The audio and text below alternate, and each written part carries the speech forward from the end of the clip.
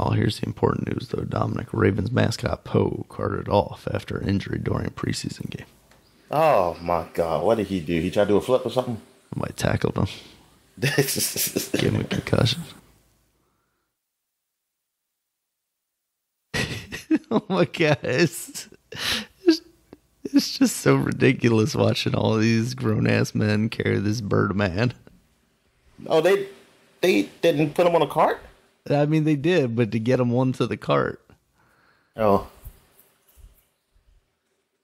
Did they take his helmet? They take his Nope. head off? Head still on the entire time. I was about to say, they better. Commit to the bit, down. Scare the shit out of those kids.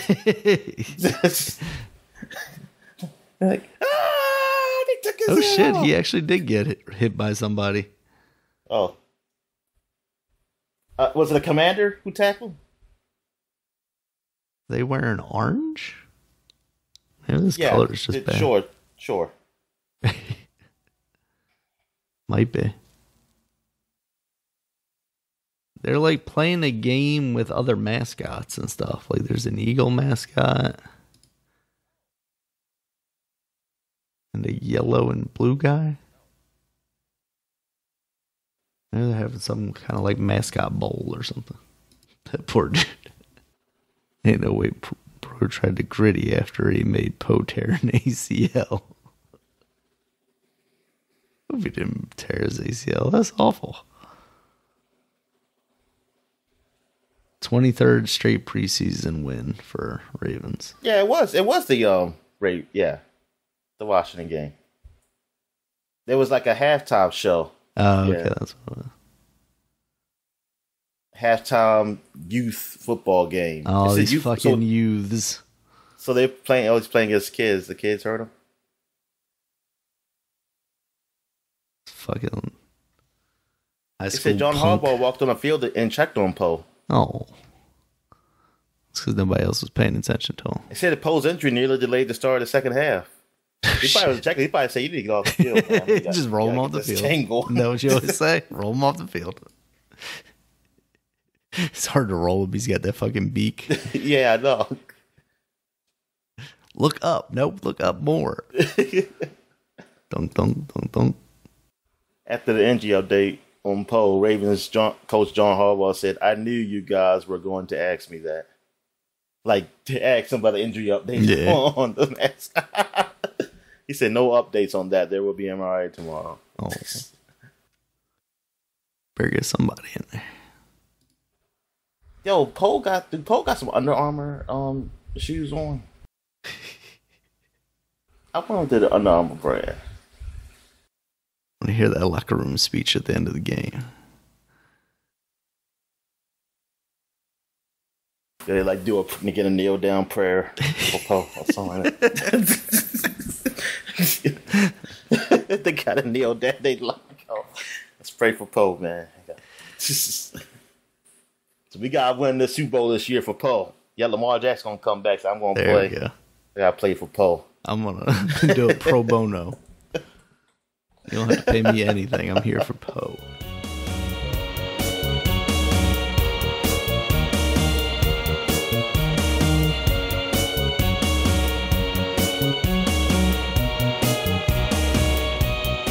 Hello, gamers, and welcome to episode 386 of the Super Ultra Podcast Arcade for August 28th, 2022. I'm one of your hosts, Daniel Nicholson, and with me is my co-host, Dominic Stallworth. What's going on this week, Dominic?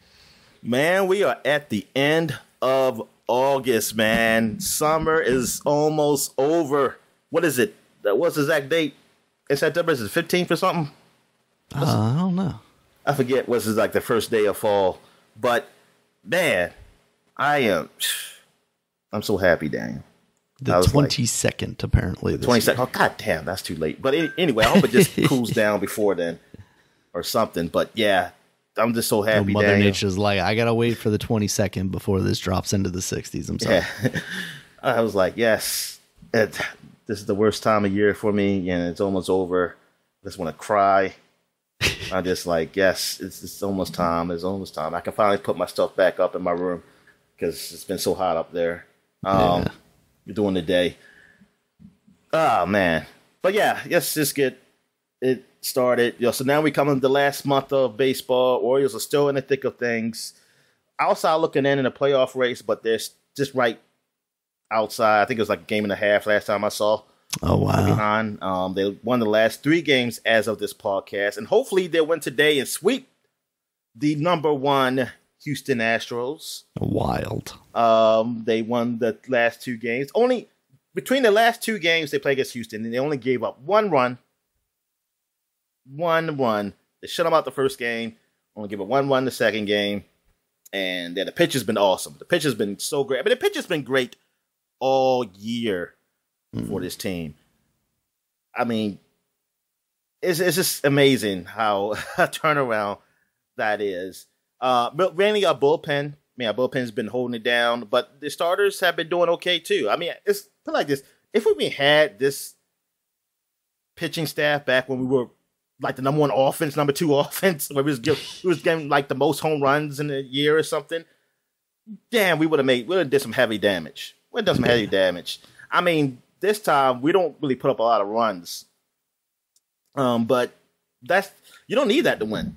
All you need is good pitching to just hold them down, teams down to like 0 to 3 runs, maybe, and you got a chance. 0-3 runs, you got a chance, maybe 4. But yeah, you want to just keep it down there, and you got a chance to win.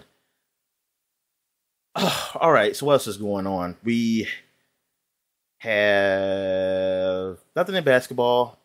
We're talking about anyway. Football. Yep, last week. So as of this today, by the time you hear this podcast, all preseason games will be done for the NFL, and we'll be waiting for the season to start, which is sometime in September. I forgot the exact date. But it'll be starting off with the Bills versus the Rams, I want to say. So that will be pretty cool to watch. Let me make sure that's right, because that's what my brother said. It is. Yes, it is. Yep, September 8th is the first day, and yep, Bills versus Rams, the defending Super Bowl champ Rams. Apparently there was a big deal because there was like a scruffle. The Cincinnati Bengals was doing like a merge practice with the Rams. They do this every now and then, like 2 teams do practice together, just to get ready for the season. But there was a scruffle. I mean, there was like a brawl or whatever, and Aaron Donald must have took off one of the Bengals helmets and start swinging it. He's like the top player, one of the highest paid NFL players. He's like basically one of the faces of the league. And yeah, he was swinging it around. So I don't know if anything happened with this. For me personally, I don't care, because I feel like that happens in football. Like, and plus, I don't know when they started doing this. I mean, they've been doing this for a bit now, but I just remember hearing about this when I was younger, like having 2 teams merged for practice. I'm like, yeah, what the fuck are y'all doing? Just asking for trouble. It seems okay just to, hey, yeah, it's not a preseason game, but just to go out against another team, just to get your body ready for the games and shit like that. I mean, that's all good. But even though I thought that was the preseason games before, but whatever. But yeah, so I'm like, and then you put the 2 teams that they play against the Super Bowl against each other. Yeah, they were the last games of the season. Bad blood there. So I don't know. That's a little. that was really the weird thing. I was thinking like, hey, why did they put both the Bengals play the Rams? Anyway, actually, I don't know. Maybe the teams have practiced together. That might be the preseason game that's happening at the same time too. Because I look at the preseason schedule because I don't really care about preseason. I barely look at my own team schedule. But I think that would make sense because they say, hey, that team's either in their town or their town, and they'll just practice together. Yeah, and that, you know what, that makes sense. Yeah, they did have a preseason game yesterday. Okay, so that makes sense. I'm wondering, did they fight in that game too? Did they just fight in that game? I doubt it. Anyway, yeah, that is it as far as sports I can think of. I know the U.S. Open is playing. This will be most likely Serena Williams' last tournament. Boo. So she's still in there as of this podcast. Nice. All right. So, yeah, that's it. So, any big wrestling news?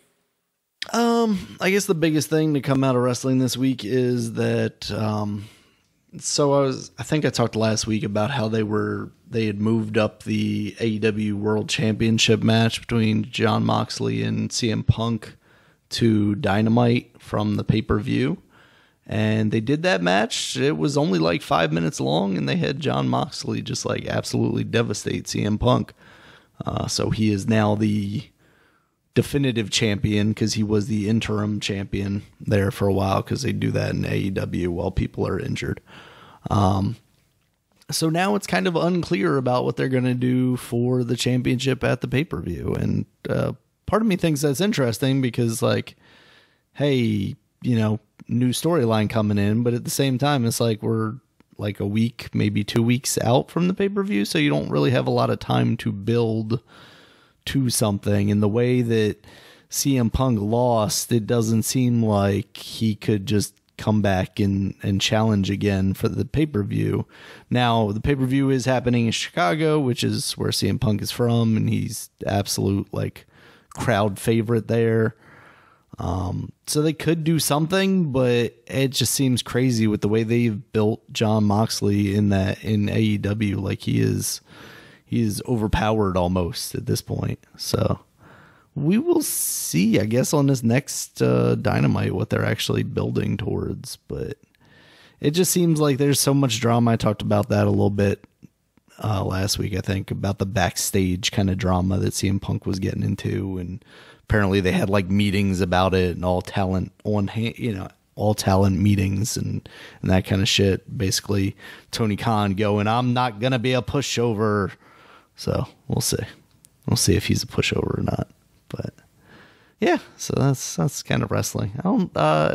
WWE's Clash at the Castle pay-per-view that's coming up. What about Clash at the Castle? They play at the Disney Castle or something like that? No, it's actually kind of disappointing because I thought it was going to be like a cool historic kind of They were going to London. They were going to London. Well, they are overseas. I can't remember. I can't remember if it's Scotland or if it's Ireland. I want to say Scotland. Let me check here.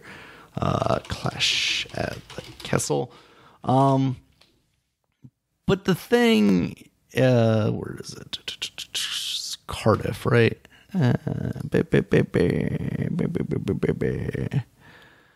United Kingdom. How dare you? It's in Wales, I think. Oh, okay. But it's just a football stadium, like just a soccer stadium. Like there's no castle, nothing castle-y about it. I was very disappointed to find that out because I'm sure there are like venues over there. They probably just don't hold as many seats as they would like to try and fill because they aren't over there that often. So they like to fit as many people in as they can. But Clash at the Castle should be fun. They got some good matches going on there. Drew McIntyre versus Roman Reigns should be interesting because it feels like the first time in a while that someone could potentially beat Roman Reigns. He's got both belts right now. He's not really advertised for a lot of shows this fall. Even through the summer, he hasn't been on a ton of shows. He's running like a reduced schedule. And Drew McIntyre is a guy who had the championship during the pandemic. He won it during that like WrestleMania that didn't have any fans whatsoever in the Performance Center. And he did a great job at that time. So it feels like, he deserves a run in front of a crowd. But at the same time, if rumors are to be believed, we are building towards The Rock versus Roman Reigns at WrestleMania. And depending on your thinking about that match, you either want both titles on the line there because it's the biggest match you could possibly have, or you don't need titles at all because it's just a huge match regardless, and you use those titles to make another match just as big. Well, not just as big. It's the fucking Rock, for God's sakes. But that's interesting, and I think with Triple H in charge now, it could be a different direction they go in because Vince, it feels like it almost guaranteed they would absolutely have the belts involved because just like Roman Reigns versus Brock Lesnar. It's like, okay, this is a huge match, but it's got to be even bigger because we want everything on the line. But I feel like Triple H doesn't necessarily go that direction, so we shall see. WWE in general, it sounds like, has been a better product over these past couple of weeks since Triple H has taken over. I still haven't fallen back into spending any significant time watching it, just keeping up on clips that get posted on Reddit or whatever. But it's good to hear that, that product is getting better now that Vince is out of the picture. All right. So now we're going to what we've been watching. So I'll start it off. All right. So I checked out the new series Tekken Bloodlines on Netflix. It's based off the video game, the Tekken game that's been out for years, and it's doing this story of what is his name? Is it Kazuma? Jin? Jin Kazuma. About like his start out and him realizing what he has inside of him, that demon that's from his father, and then his grandfather. He was with his mother, but then his mother dies, and then his grandfather Heihachi trains him, and now they. Heihachi's his grandfather. You didn't know that? For some reason, I thought for some reason it was his dad or something. Oh, nah, yeah, his dad was it Kazuma, I believe. Okay. Yeah, so he's cause he's training to fight this ogre, the ogre that killed his mom. So he's trying to get revenge on that. And Heihachi says that with the Iron Fist tournament, the ogre will come out because he will feel that fighting energy and blah, blah, blah, something like that. But the show, it's not bad. To me, it's not bad, but it's not like great or anything either. Like, they really roll over some stuff that could have been done better. Like his relationship with a couple of the fighters, because he know them, but they don't go in detail of that. It's like you saw him in a montage and he's like, oh, okay. I was like, oh, I recognize that person from the game. Like, if you're just watching the show and don't know the game, really, you wouldn't know that was somebody of significance.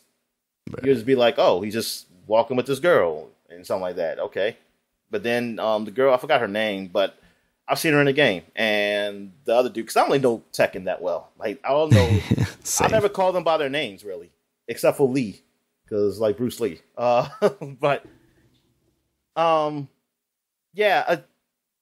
So, because this other guy, he was his rival or something like that. You see him fighting, but they don't talk until you see the tournament. They go to the tournament. And it's like, darn, right? I couldn't build, like, a relationship thing with them so they'll have some more meaning to it, but whatever. It was like in a rush.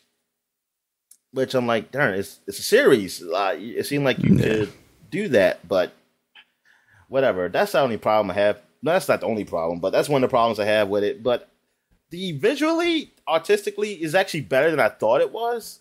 Like, I really thought it was going to be, like, really super cheap and not that great. And, I mean, I still think it's on the cheap side, but it's not bad. Like, I don't hate it. I don't hate it how it looks visually. That's not the problem. Especially when they start fighting, it's all right. I mean, it's all right. So, I mean, I'll probably finish the series, because it's only, I think it's only, like, 6 episodes for it. Oh, okay. It's pretty small. Now, I don't know if it's like, oh, this is part 1 and there's going to be a part 2. I have no idea. But yeah, it's on Netflix. I got Netflix, so I might as well check it out. I ain't not watching nothing else. Well, I am watching other stuff, but it's like, yeah, I can kill that in pretty fast. Because yeah, it's only about 30 minutes per one. It's just like a half an hour show. Wow, okay. All right, so I did check out the other Netflix series, Sandman. I forgot where I saw this. I think I saw somebody talk about it on Twitter, and the reviews, I don't know if the reviews were good, but I know people were talking about it and they're talking about some problems with it. But I was like, I'll just check out the first episode. I know it was like based off a comic, but I never read the comic, so I don't really know much about it. But apparently the Sandman, he's like some sort of god who like he rules the dream realm. He like basically regulates dreams and things of that nature. The dream world. This is where the world we go to when we dream. But then someone captured him. A human did a spell. He was trying to get death because he wanted to bring his son back, but he did a spell wrong and captured him. And so, but he still kept asking for his son. And he's been in there for, like, he's been captured for years. So he's out the dream realm and things been going wrong. Some people, they sleep forever. They still stay asleep. Some people, they can't sleep. It was like a lot of problems going on in the world. But people didn't know why. Sandman finally got out. So he's been there, I forgot how many years, but a long time. And then he finally gets out. He goes into the dream world. But then now the dream world's all messed up and everything. And now, and like a guy escaped. Someone escaped. Actually, years ago when he first left to our world, because he was actually looking for him. He was looking for a nightmare that escaped to the our world and put him back. But unfortunately, like I said, he got captured. So now almost everybody's gone. Like his world is just like abandoned because they thought he abandoned them. So they all left. So now he's trying to get everybody back together before they can get the dream world back to the right state and also probably capture that nightmare. Interesting. So yeah, it's interesting. I just want to know if it's any good, like going from there. Like the start, it's a little long to me because it's like nothing was happening, and because it was just him being captured in that ball, whatever, and just like time going on. I guess they're just really trying to establish a story, but that's like, darn, I wish they could done a quicker than this. Instead of being like a whole episode. But yeah, I don't know. I don't know if I'll keep watching. Maybe I will, maybe I won't, because there's still other things I have to finish. I still got P-Valley to finish. That one, even though the series is done, I still have to catch up with that. I've been watching the series called The Old Man. I've been kind of holding out talking about it because I want to finish that off. I got 2 more episodes of that. That's the one with Jeff Bridges.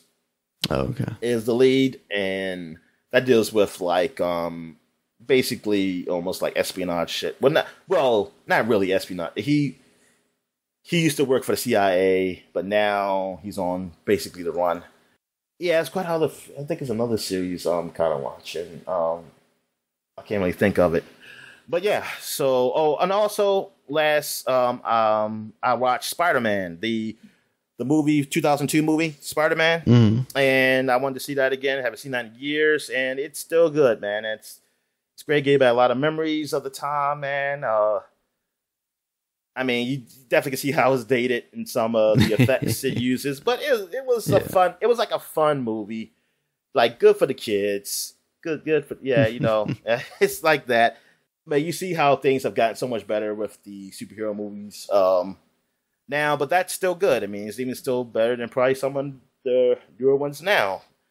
But I mean, the style of it is, it's like, it feels like a kid's movie to me. Like, it feels like, I mean, you can still enjoy it as adults, but like, hey, kids can get it, definitely can really be into this. And the way it goes, like some of the stuff is like, some of the lines are pretty cheesy. But it's very campy. Yeah, it's like but it gets, that's how the movie is made, and it fits. It fits with that. Like I couldn't see that now. I mean, it has to be a certain style to do it now. Like I couldn't see this movie just being made like that now. It has to be probably it can be campy, but it has to be a certain style of campy that can really be like, oh yeah, I get this. Because sometimes it just be cringeworthy, especially when like you have the regular people saying they were throwing stuff at the Green Goblin, and it's like, hey, stop messing with Spider-Man, try to save those kids, and then the guy was like, you say, you mess with him, you mess with us, you mess with New York, you mess with all of us, or something like that. I was like, oh my god, that's it. No, that's just how New York is now. Yeah, whatever. It's not tight like that here in Baltimore. But yeah, so that's it. So now I guess we can talk about the She-Hulk. So how'd you like the episode? I like this one again. It's still just kind of fun, little campy itself. With her like talking to the camera and stuff. Not as much though.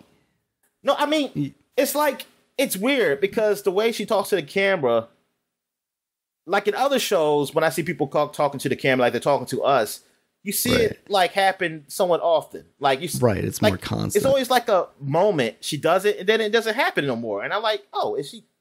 And then sometimes she might just look at you, and I was like, it just seems. I don't know. It's just weird how they do that. Now that you point that out, because it really only happens about like once per episode. Yeah, because that's kind of how the first episode starts, and then in this episode, it's like that just one moment. But yeah, this kind of sets up like her actual, what she's going to be doing with her legal career now that she is the She-Hulk, and kind of, it makes sense that, she saved the jury so that trial got thrown out because now they're all biased. And yeah, exactly. If I'm the partner in her firm, I can't have that. So I thought this was another fun episode, but it's not really doing anything substantial, but it's just quick little fun thing. So what do you think? How long is that episode? I feel like it wasn't longer than like 30 minutes. So it did feel like not an hour. I know that. Yeah, no, I don't think any of the episodes are going to be an hour. 30 minutes and 26 All right, seconds. yeah. I think that maybe that's why I can just sit down and watch it. Because I was thinking like I watched half and I probably watch half some other time. Then I end up seeing the whole thing because it's probably because it's short. Yeah, but it's all right. I mean, it's an all right show. Nothing special. I'm being honest with you. Only reason I watch it because you watching it. I really, if you were watching it, I probably wouldn't watch it. Yeah, but I mean, I did like because in this episode they have the Abomination in there, and no, they did. They had the man who is the Abomination. Yeah, Blonsky or whatever his name is. But they, she's basically talking to him about, the events that happened in the Incredible Hulk, and then she talks to Bruce about it, and he's like, yeah, it was a completely different person back then. It's like, haha, because you actually were a different person back then. Thought that was funny. I didn't even get that was a joke. I didn't even get subtle, Dominic. It's subtle. Yeah, it's, I guess. Well, the thing, was she being, she's one that she should defend him, and it makes sense to defend him because, I mean, honestly, he only fought him one time, so I don't know how he could be. You say, oh, he tried to kill me, but then it's like, dude, like you were the Hulk, and he was all juiced up on shit too. Yeah. So. And it was the government that juiced him up, Dominic. Exactly. It was, the American. He was just doing what soldiers do. Yeah, exactly. I said, fighting for my country, even though I'm not from here. He's fighting for your country. All right. So I guess we can talk about the show House of Dragon. Yeah. So how'd you like this one? This felt like kind of earlier Game of Thrones stuff to me. It visually looks good. I think they did a good job with the CG dragons. You see a little bit more dragon in this than you did kind of the earlier seasons of Game of Thrones, obviously, before they introduced the dragons. And then just like the palace intrigue stuff of this leader coming in and then not having an heir and trying to figure out what he's going to do there.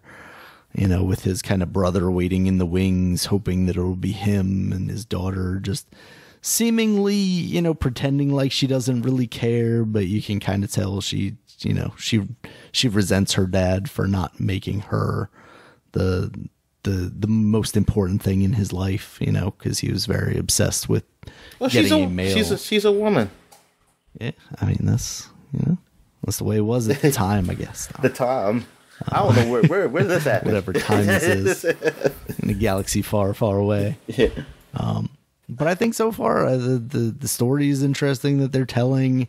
It is definitely like I was like, oh, they're not as like over the top sexual or violent in this, and then the sex and violence happened. So it's definitely still doing that whole thing. I mean, there's a like tournament scene where people's faces are just getting destroyed and whatnot, and there's an orgy situation going on. So it's got all the Game of Thrones tropes in there if you're looking for that stuff too. But I think story wise and writing, it seems really interesting so far. So what are you thinking, Dominic? Yeah, I mean, I enjoyed the first episode. Like, I was like, oh yeah, this is pretty all right. And you know what? I'm going into the season not liking anybody. Like, I don't hate anybody, but I'm not going to be like, oh man, they died. I really know if there's a good antagonist or not. Like, I guess she would be, but I have no idea because I don't know what she's going to do.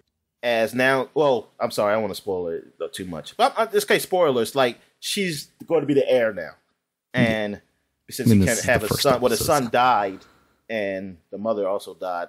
Did you get that initially, like before the funeral pyre? No, stuff? I mean, I think that was meant, right? Wasn't that meant to be? I wasn't sure because, like, at the end of that scene, like, the mother died, and then the son was crying. Yeah, he was crying, and then I think he stops, and then the guy looks down at him, kind of concerningly, and then they go to the funeral pyre thing, and I'm like, oh man, the mother, is dead or whatever. And then when they like zoom out right before the dragon hits him with the fire, you see like a little baby size wrapping there too, and I was like, oh shit, the son did die too. So yeah, I think that was probably meant for like that, like, oh darn, the son died. Yeah. I don't think I got that from that scene, like he was going to be dead.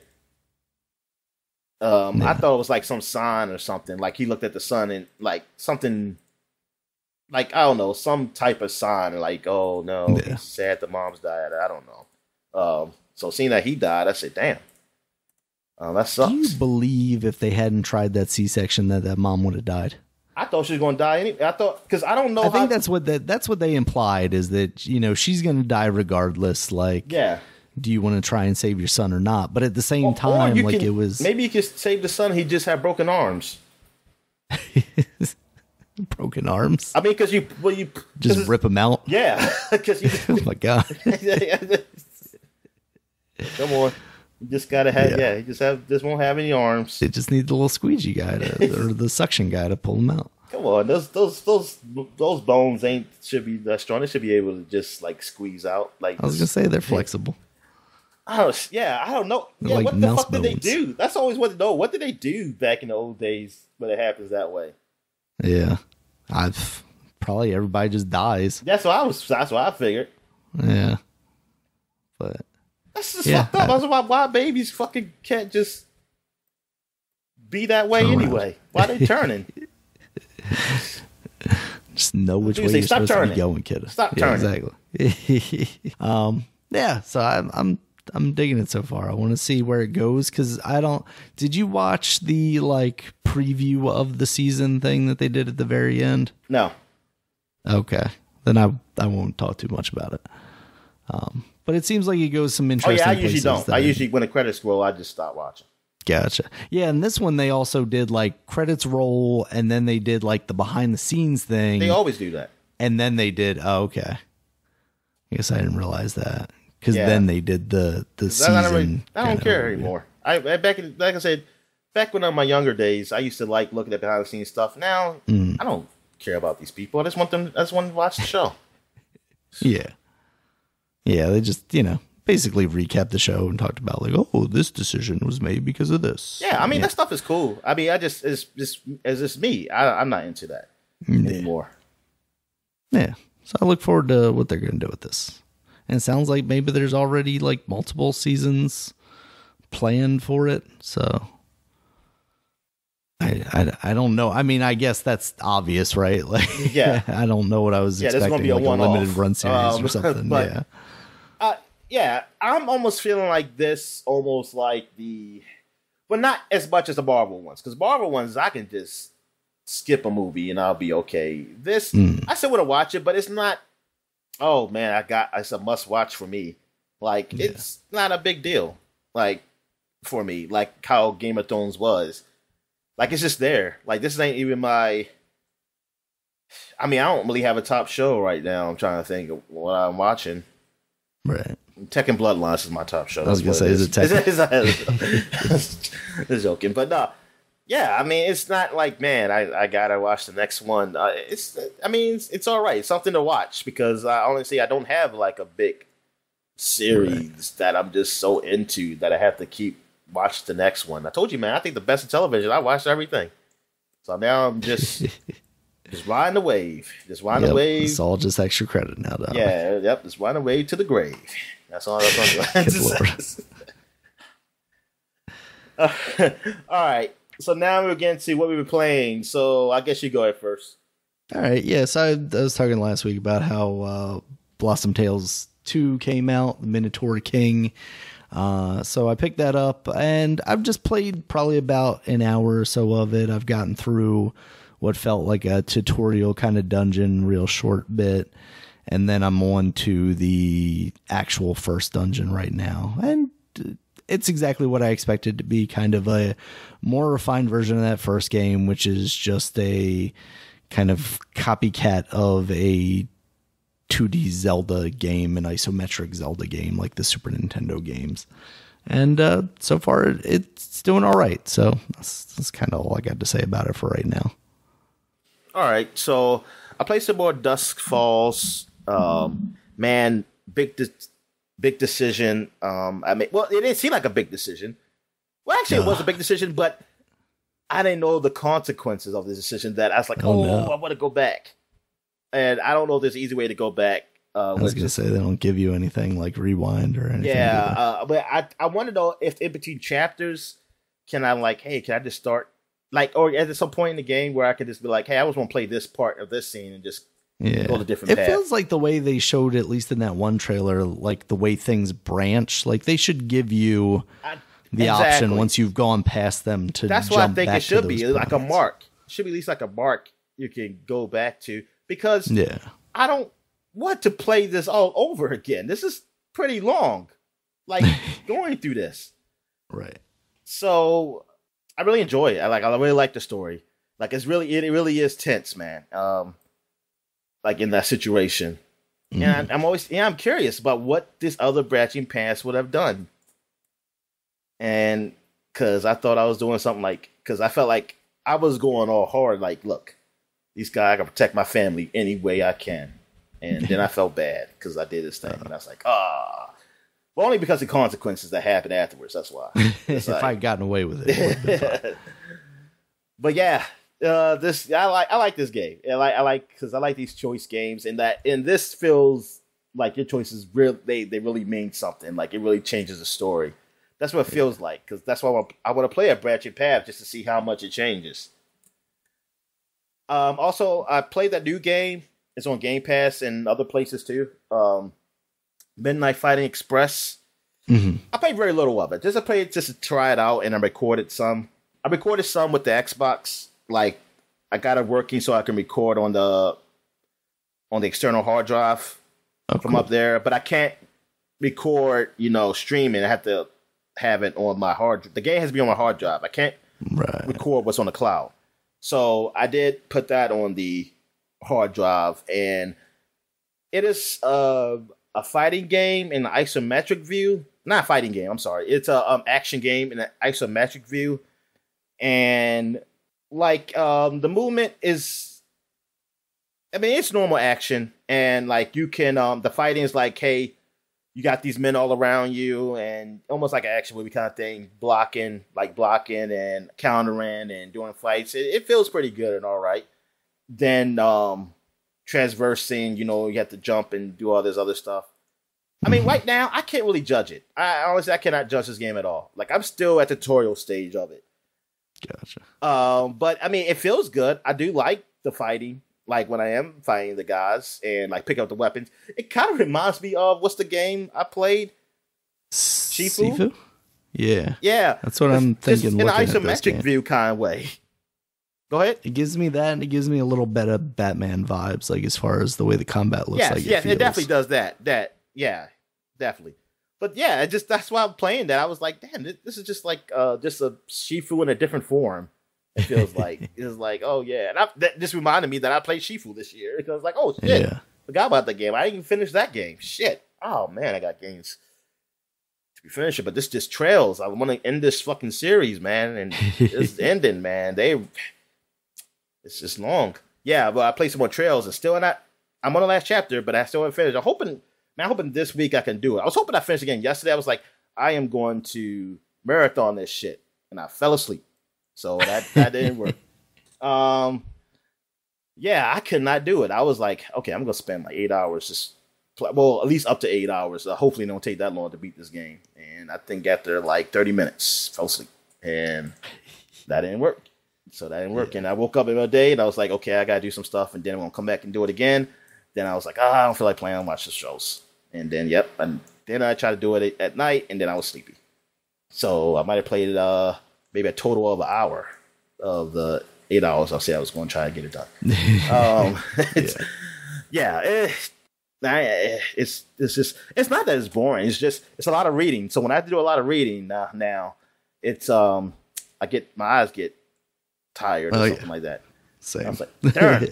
I was like, come on, man. I need somewhere around fighting something now. But I'm at the part where like you're saying like your last goodbye. Well, not really last goodbyes, but you're about to do the final whatever it's called. And what they call it. I forgot what they call it. But and so you're just talking to the rest of the town. You're doing your last. This is the last bit of side quests I have to do. So I was like, yeah. It's kind of sad, but it's like, yep, the story's ending, so this is cool. Even though they have another game, I didn't even realize this. They have another game, which will be, I don't know what's gonna be called in the U.S., and I'm not even gonna try to pronounce it, the one that the title I have now. But it takes place in Calvert. That's the only place I had never been in this world, because there's two big countries, Erebonia and Calvert, and then there's smaller ones. I've been to Liberal. And that's it. That's like only been to those places. I'm trying to think, that been anywhere else? I'm not sure. I haven't really been to Northumbria. Or you might have. Yeah, I haven't really been there, but they talk about it. But yeah, so those are like the two superpowers, basically, Erebonia and Calvert. And apparently this game takes place in Calvert. I was like, yes, this is good. And this actually on Steam right now, and it's all in Japanese, but there are patches that put all in English. And I was thinking about like, hey, do I want to feel? I feel like waiting for the real English version, or just go right to this. But I was like, nah. After this, I'll beat this game. I mean, I'm just gonna. All depends what comes first. Like, I want to play these other games, and then if I want to go back and play that, if the English version hasn't officially come out, I'll play the Japanese version. Because I do want to see more of this game, and I think this actually takes place after the events, and you play a new character. So that's like, yes, this is what I wanted. What else have I played? I also played some Guardians of the Galaxy. I played some more of that. I don't know how far I am because I haven't locked all my powers, so I'm thinking like I'm maybe more than halfway though done with the game. Story is really good. I kind of, this part's kind of going long for me though. I kind of want to hurry to get past this part, but I still enjoy the game. Like overall, it's a fun game. I mean, I think the combat could be a little bit better. It's not great. The overall game, I think it's pretty cool. Like there's like the story. I want to see where it goes and what happens. Like the banter between the characters is great. It's funny. Like it's funny. Like the writing for this was pretty good for this game. I did also play Call of the Lamb like last week. I suppose I had mentioned it. So I don't remember a lot what I did, but hopefully I'll play it again. I know I liked what I played so far of that game. I like that it has that you know dungeon crawler, and then you build like your little community. You know, when you take supplies back, which kind of reminds me of Dark Cloud, the old Dark Cloud game on PlayStation 2. It reminds me of how that technically was. That technically was you was going to the dungeon, and then you was building your town, even though you were building your town because it disappeared from some evil demon, blah blah blah. But still, you're going through dungeons and you're collecting shit, and then you come back and then you say, hey, you have this much wood or this whatever resources, and you use to build things in your town or something like that, or your community or whatever you call it, like your cult, your new cult you got here. But yeah, but I know this, like you were a sheep or something that was going to be sacrificed, but you didn't. And now now you're working for this god, and you're building. He wants you to build a community that worships him, or something. So there you go. Yeah. And then I guess that's when you drink the poison wine and everybody dies. That's all you think about cults. All you think about that incident that happened. All right. So, and last and maybe least, I have no idea yet. Death Stranding. I did download it on the PC. It actually runs okay.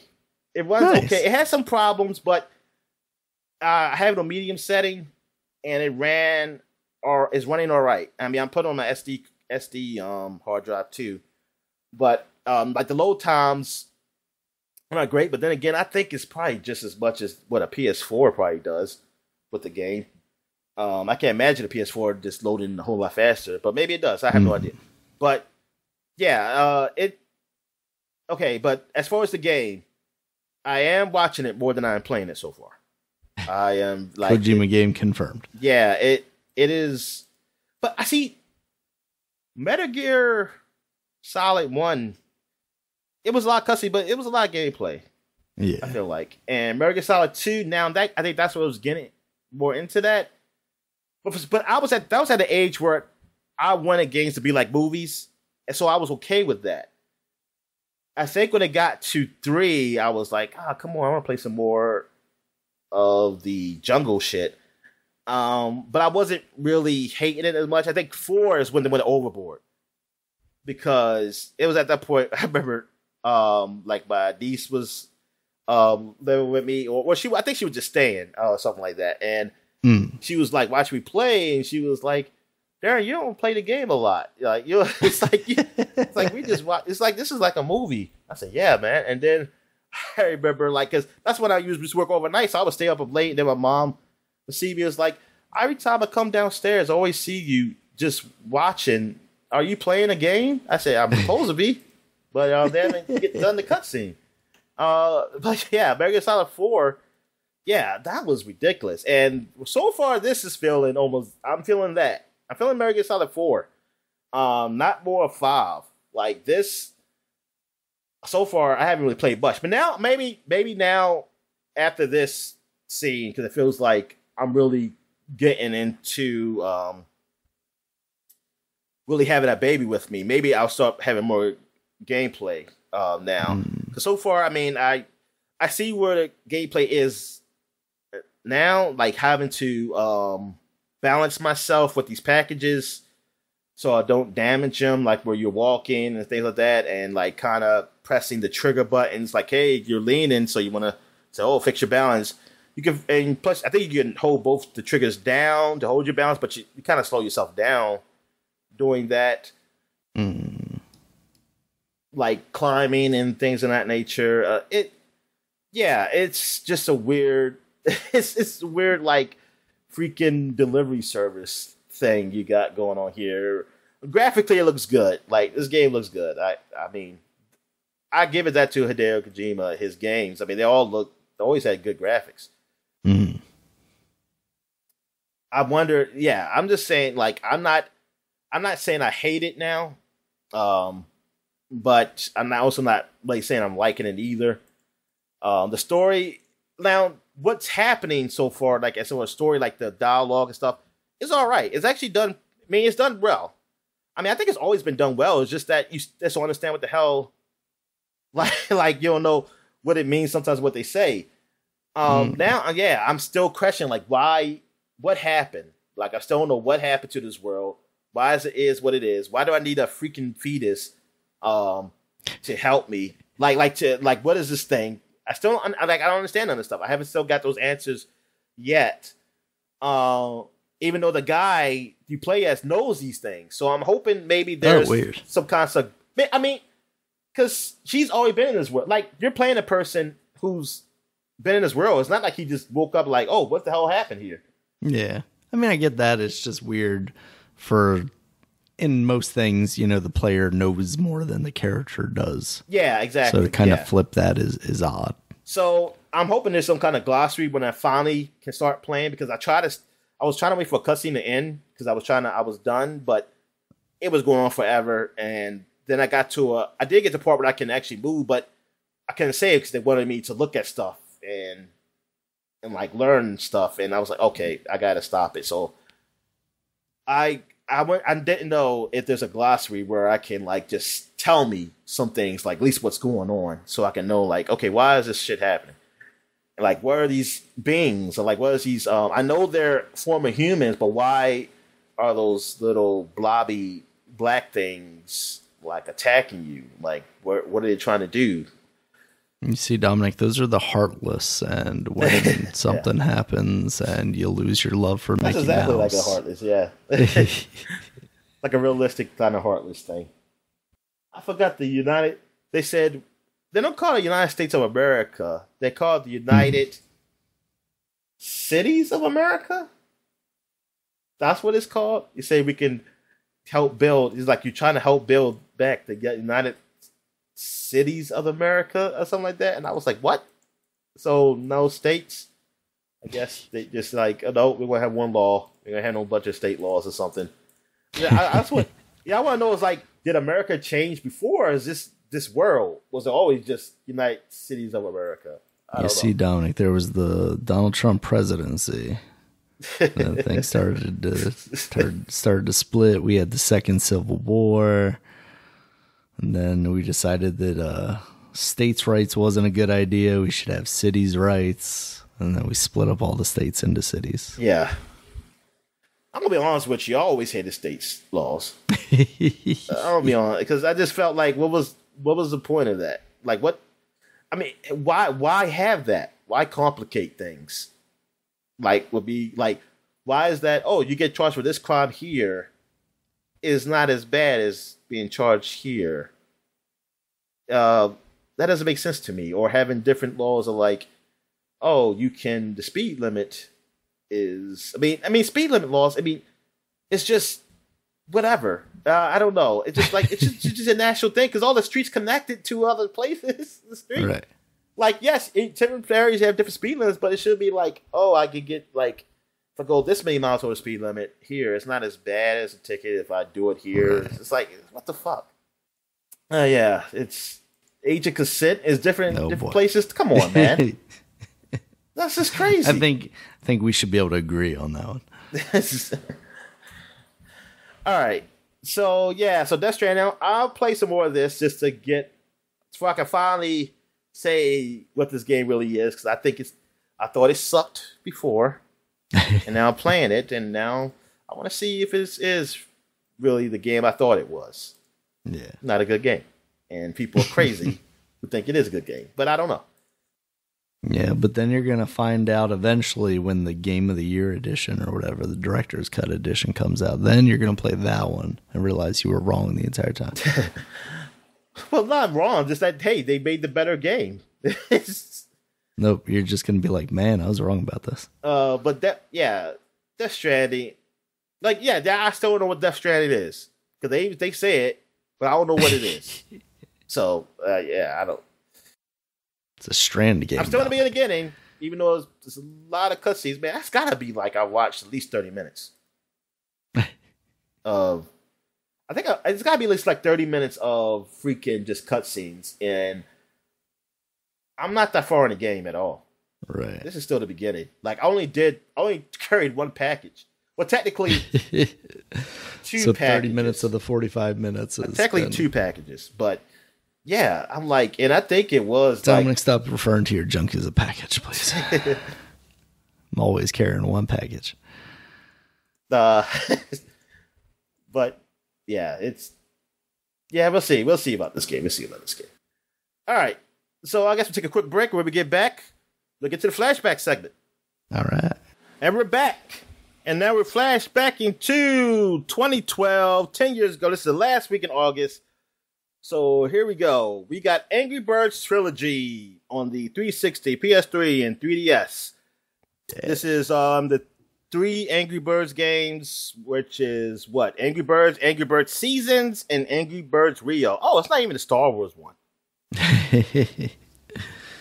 Yeah. Darn. I mean, objectively the better movie, though. Rio. Yeah. But yeah, they got the Yeah, so you get to play all these Angry Birds.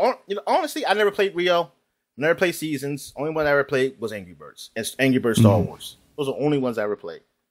I mean, I don't remember if I ever ended up playing them as part of this console thing, if I did pick it up on like the 360 or not. Playing them on my phone, though, I liked all three of those games. Rio added the birds from Rio, of course, and they had different move sets or, functions. I always liked the Angry Birds games. They were very clever at the time. I heard actually there's a VR one now, and that would actually be pretty cool. Yeah, there is one. I didn't play it yet though. I don't really forget. It's just that I wanted to try these other games out. Mm-hmm. But about the VR, like I haven't been playing it. I haven't talked much about it. I haven't played it because I think one of my straps, a piece of it broke, so it's hard to stay on. Unless I'm just sitting still, so the only game I probably can play is like Boss or something. Mm-hmm. And then I did order a strap, but it came broken. So now I told Amazon that, it's broken, and they sent me another one. I wish they didn't tell me I had to send it back though, so I don't feel like going through that. I gotta go send this broken one back to them. But I was like, can I just take a picture and show you it's broken, man? Come on, man. Right. What are you gonna do with a broken strap? Come on. I mean, they'll just make sure that, hey, we will make sure that you're not trying to cheat us. So I'm like, come on, you got like billions of dollars. Eat shit, man. Damn. For a $10 strap, yeah. Oh, I don't think it's probably worth $10, but it ain't cost $10.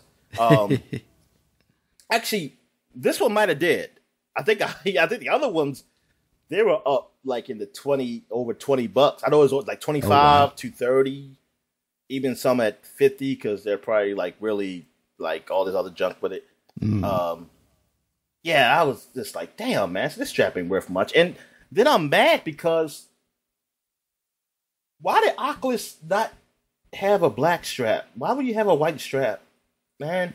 I mean, all that sweat and stuff. Like, gotta match the aesthetics. It's not easy to just take off and wash. Yeah. So I don't know why they did that. Damn them. All right. So where else? Where are we at? Oh, here we go. Dead or Alive 5 came out. The fifth game in the fifth numbered game in the series, and not counting the beach volleyball, extreme beach volleyball. So this is the one. Okay, I played a little of this, but not when it came out. Like I played when it was last round, or something like that. Yeah, when it had like everything, almost everything. You still had to probably buy some shit. But I think people were talking about this game was because of like all the microtransactions in it. Yeah. And like they were saying like, man, if you bought everything, you'll be this $1 million. And it was it was a lot. Yeah. It was crazy. Yeah. Let me see here. They talk about like the reception, not the reviews. Because that's definitely from the one before it. I was like, oh yeah, this is. I really dig this series. Like I like the way this game plays because it's so smooth. It doesn't feel like one of those games where you have to remember combos and stuff. You can kind of button mash and still make it look like you're doing stuff you intended to do. Yeah. And then they went this direction with this one, and I was like, I don't want to do that. I don't want to. I mean, they had already kind of burned my feelings towards them with all like the costume packs and everything that they were doing, but then this one they went completely overboard with that. Yeah, I think Dan Weichert, when he was at Game Informer, they say he was much critical, and especially the series perceived lack of substantial progress in some areas, such as character customization. Because they didn't get the cover story, stating that this decent fighter is years behind the competition. Teen Ninja is showing its age. Edge described it as mostly business as usual, with tweaks to the formula and aesthetic, but nothing too sacrilegious or enticing.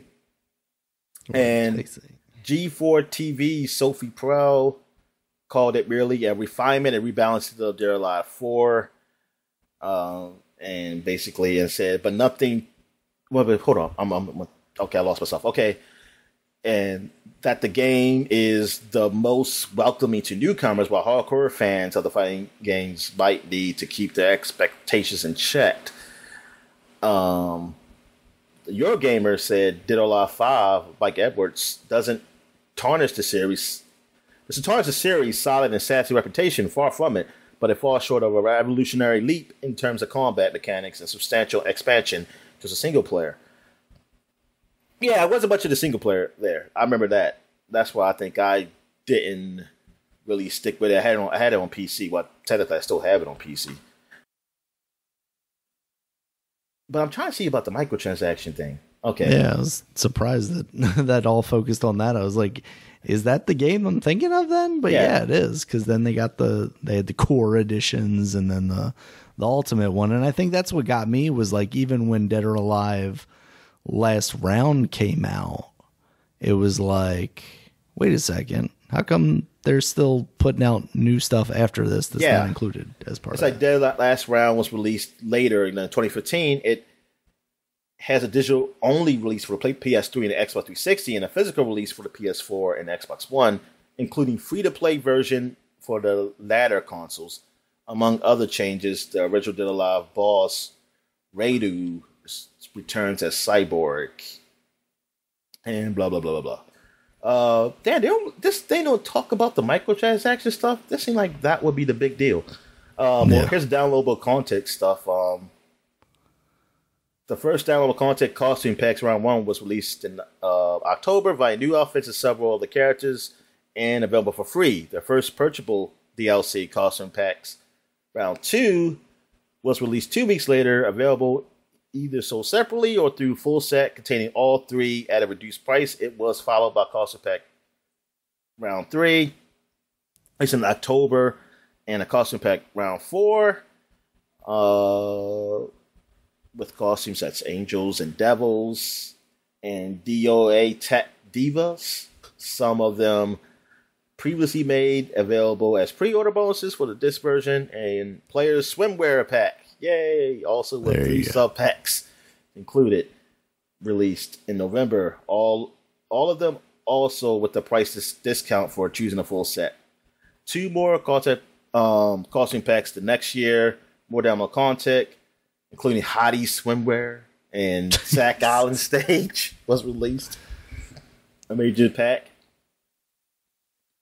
Yeah, this doesn't really go into detail of all that stuff. That was the big deal. Yeah, that. I might have to find like an article or something on that, but yeah, that's Dead or Alive. I wasn't into it. And after playing it, I mean, it was still Dead or Alive. It's just that I guess maybe it was an adolescent thing for me. Maybe I was just like, and now, I mean, because the feel of it just wasn't. I mean, it was the same, but I just wasn't finding that enjoyment like I used to. Yeah, I'd be interested to try that versus like a more recent Tekken, because I haven't really played a lot of a more recent Tekken to see if maybe that fits that mold a little better than, like a Street Fighter. For me, it just, Street Fighter doesn't really hit. Yeah, I can see that. All right. Well, technically it's free to play. Yeah. I forgot that 6 came out and was the same way, so I guess it worked out for him. Yeah, exactly. So 6, it just started out free to play. Yeah, it had the like core fighters pack again, where it's like, here you can play as these guys if you want, but to do anything real in this game, you gotta pay up. All right, so what am I looking at here? I am looking at FIFA 13 came out for everything, and it has a guy smiling on the front.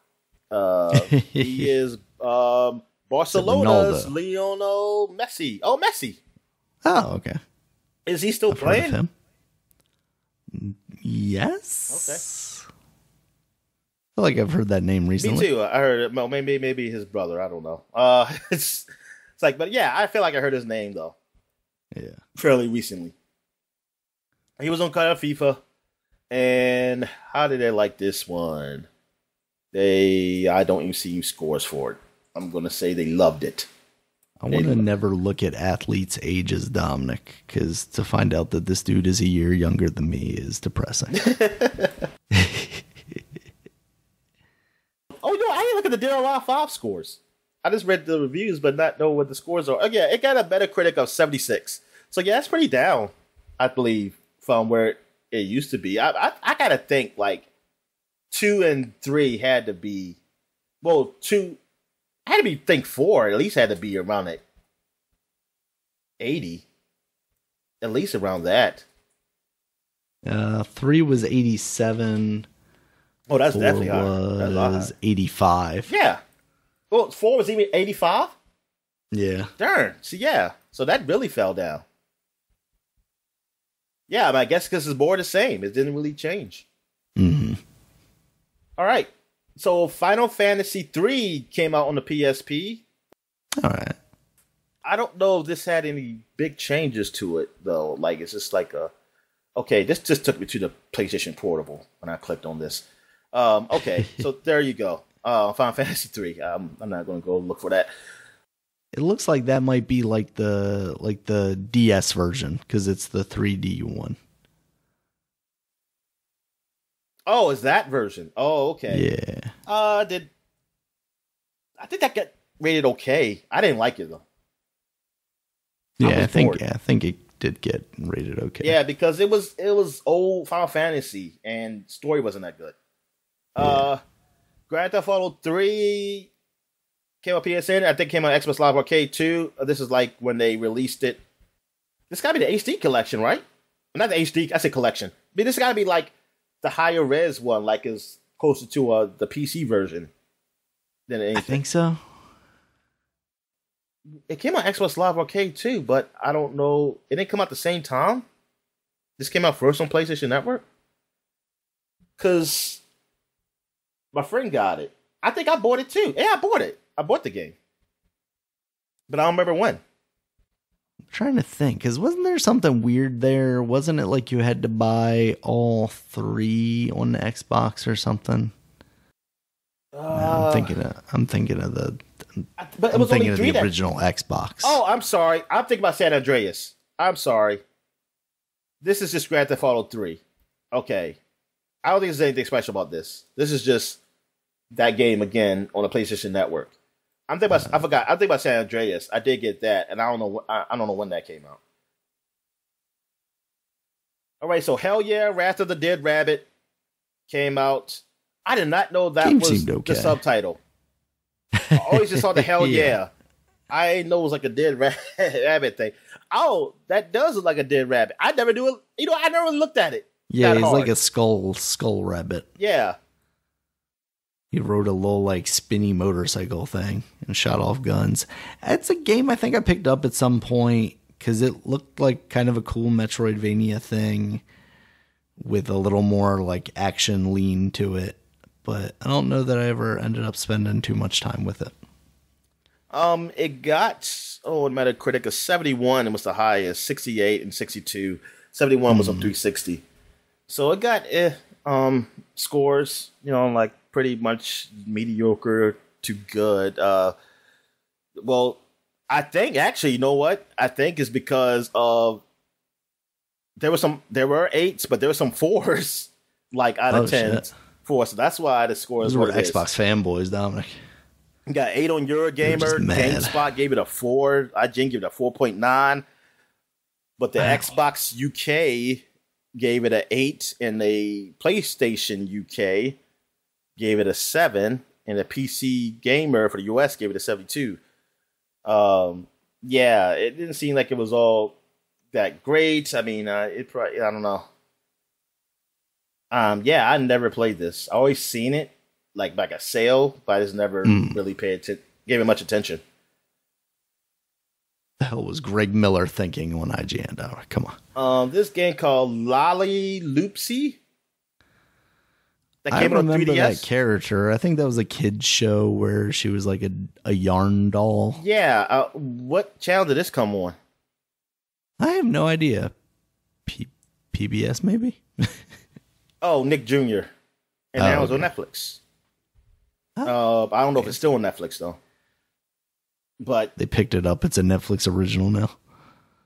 But yeah, it was on Nick Jr. and they had a game about it. So there you go. Hope the kids loved it. Because I don't know if even people even review this shit. Oh, we got Little Big Planet on the PS Vita is out. It got rated pretty high though too. Like 88 on Metacritic. 94 by Famitsu. I mean, we're still in like early Vita days, so people were looking for basically any game to play on that thing. And I think a Little Big Planet was all right, but it's like you said, it still had the same loose jumping. All right, what is this? You know what? I'm not going to say it because they don't have a Wikipedia page for it. There you go. We got this Marvel vs. Capcom Origins. So this is the release of the original Marvel vs. Capcom. Oh, okay. Like, was there anything special about this version, or was just really just the first version? Let's see. Aim to maintain the integrity of the original release. As such, no changes were made to gameplay mechanics or character balance. It did introduce high-definition visuals with multiple options to filter. Okay. Implements GGPO enhanced online multiplayer with player lobby spectating and replay saving. It also incorporates a challenge system that awards points used to unlock concept art, secret characters, and other content. And it got a 78 on the 360 at Metacritic. It got 72 on PS3. I don't know why is that big jump, but I mean, I don't know. Maybe it was a network error or some shit. I have no idea. Yeah. But yeah, so because Marvel vs. Capcom 2 had already came out years before, because I was definitely waiting for that. That was one of those summer of game. What it was called? Summer Arcade? I forgot what it was called. Summer of Arcade. Summer Arcade. Okay. Yeah, and oh my goodness, I was so happy when I finally got that game. I played the shit out of that game. I think I did play 100 matches. At least 100 matches, because that was like an achievement. Yeah. And I think I was always at 500, but then I think when I got to near around 101 or something, I was like 102. I think I was like 500, but then I started losing. I said, man, that's it, stopped. All right. I wish they would do a new one of those games, but like throwback style. Yeah. Oh, One Piece Warriors. This is the first one. This is One Piece and the Warriors, the like Dynasty Warriors format. Yeah, I didn't know what One Piece was at this time. Yeah, I probably didn't either. I just knew it was a pirate thing and it was like anime, but I didn't know nothing about One Piece. Also, we got Pro Evolution Soccer 2013. You see who's on the front of this? It's a little some foreign dude. Messy. It's no, it's Madrid's Cristiano Ronaldo. Yeah. Why you say that? Why you say it like that? Because that's also a guy I've heard of. Oh, well, Ronaldo, I think it's multiple people with that last name. But this is the Ronaldo that I know. Oh, okay. Yeah, you might maybe. What else we have? We have the Testament of Sherlock Holmes. So this is you know what? It wasn't this one. It was I forgot which one was it. It was one of those free ones that came with either PlayStation or Xbox, like games for gold. But I did play the Sherlock Holmes game, and it was all right, but I just never finished it. Was that maybe Crimes and Punishment, the one you played? I think that was the one that we got for free. Yeah, I think that's what it was. 2014. Yeah, I think it was Crimes and Punishment. But like the first one, I remember hearing about Sherlock Holmes versus Jack the Ripper, and how it got like a lot of sevens and stuff or something like that. It was guys like low. But it's like, it wasn't horrible, but it had its problems. But I didn't pay attention to it because I was thinking it's like, oh, this is probably just like a game, but it's not worth even looking at. But they kept going. And oh, yeah. And I was like, darn, I guess it was more popular than I thought it was or something. But yeah, they kept making them. I didn't play this one, A Testament of Sherlock Holmes, but it's like I kind of want to go back and play them too. I just wish I had time because they seem like something I'll be interested in. Yeah, and those earlier ones were like more adventure focused, point and clicky kind of stuff. Yeah. Well, yeah. What was are they still even doing new Sherlock Holmes games, or did they just stop Or is there plans for a new one? Last one was in 2021, apparently. Holy shit. That was Sherlock Holmes Chapter 1. So they, they go back to the drawing board. But that got 77 on PC, 73 on PS5 and Is the Xbox guy Series from X. Doctor Strange talking for him? I doubt it. Cumberbatch? Yeah, I don't think so. Where are we at here? We got Tokyo Jungle for the PlayStation Network. I don't know what it is, but I see, what the hell is that in the cover? Is that a dog? Tokyo Jungle, you play as an animal in like a post-apocalyptic, overgrown Japan. I think it was like mostly a side-scrolling kind of, not side-scrolling necessarily, but like a 2D platformer game. Yeah, it has two modes, story and survival. In story mode, the player plays through missions created around various animals. Eventually, the player will discover the truth behind humankind's disappearance.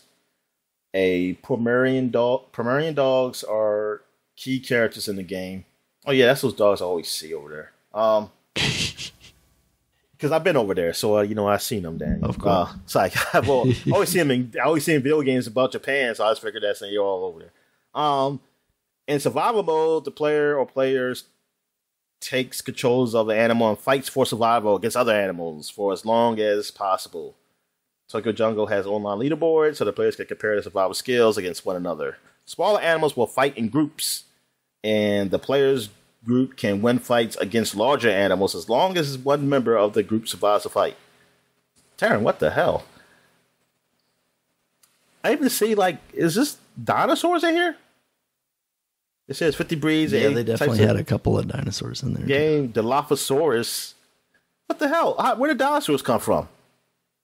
They, you get the amber, and then you inject the frog DNA, and then Mr. DNA is like, yippee-ki-yay, motherfuckers.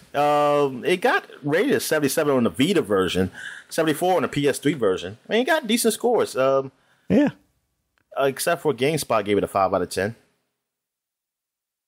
And GameZone didn't like the Vita version. They get a Vita version 5 out of 10, but they get the PS3 version at 8.5 out of 10. Interesting. Oh, The Guardian reviewed it. They gave it a 4 Prestigious out of 5 video game magazine, stars. The Guardian. All right. Oh, here we go. We got our World of Warcraft expansion. Oh, yes. Miss Pandaria.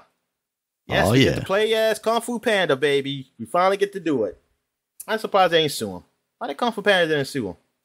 They didn't have the money to. Yeah, all I did like for World of Warcraft was their trailers for these games. Yeah, oh yeah. Their CG trailers were great. They look better than the damn movie they put out. So that's what I was thinking. Why didn't they just do the movie based with the CG trailers? All right, I'm not gonna say this one. This is an iOS game. All right, Castle Crashers finally come to the Windows. I felt like that's way too long. That should have been came out. Let's say this one. These games. We got Bad Piggies. I probably even should have said this game. Well, no, this is Angry Birds. Whatchamacallit game? Angry Birds game. Yeah. Yeah. That game was all right. What you do? Oh, what did you do in it? Did you... You were building devices to get away from the birds, I think. Oh, okay. I didn't watch the movie, so why did the birds hate the pigs? Something about bird genocide or something, probably. Oh, okay. Yeah, pigs were trying to take everything. Do I even want to say this one? I'm not going to say it. Half Minute Hero came out for the Windows. Did it come out on anything else before that? I don't remember saying this game. I don't recall. Because, I think I always confused this with something else. Year. And actually, it came out years ago on PSP 2009. So I did say this game. Yeah, I probably did. So it finally came out on Windows. It's about a hero who only can last half a minute in bed. And you just go... You're trying to break that. You're trying to get to that minute mark. It's I think you pay for what is it? You play for like 30 seconds? 30-second chunks at a time, right? Almost like roguelike.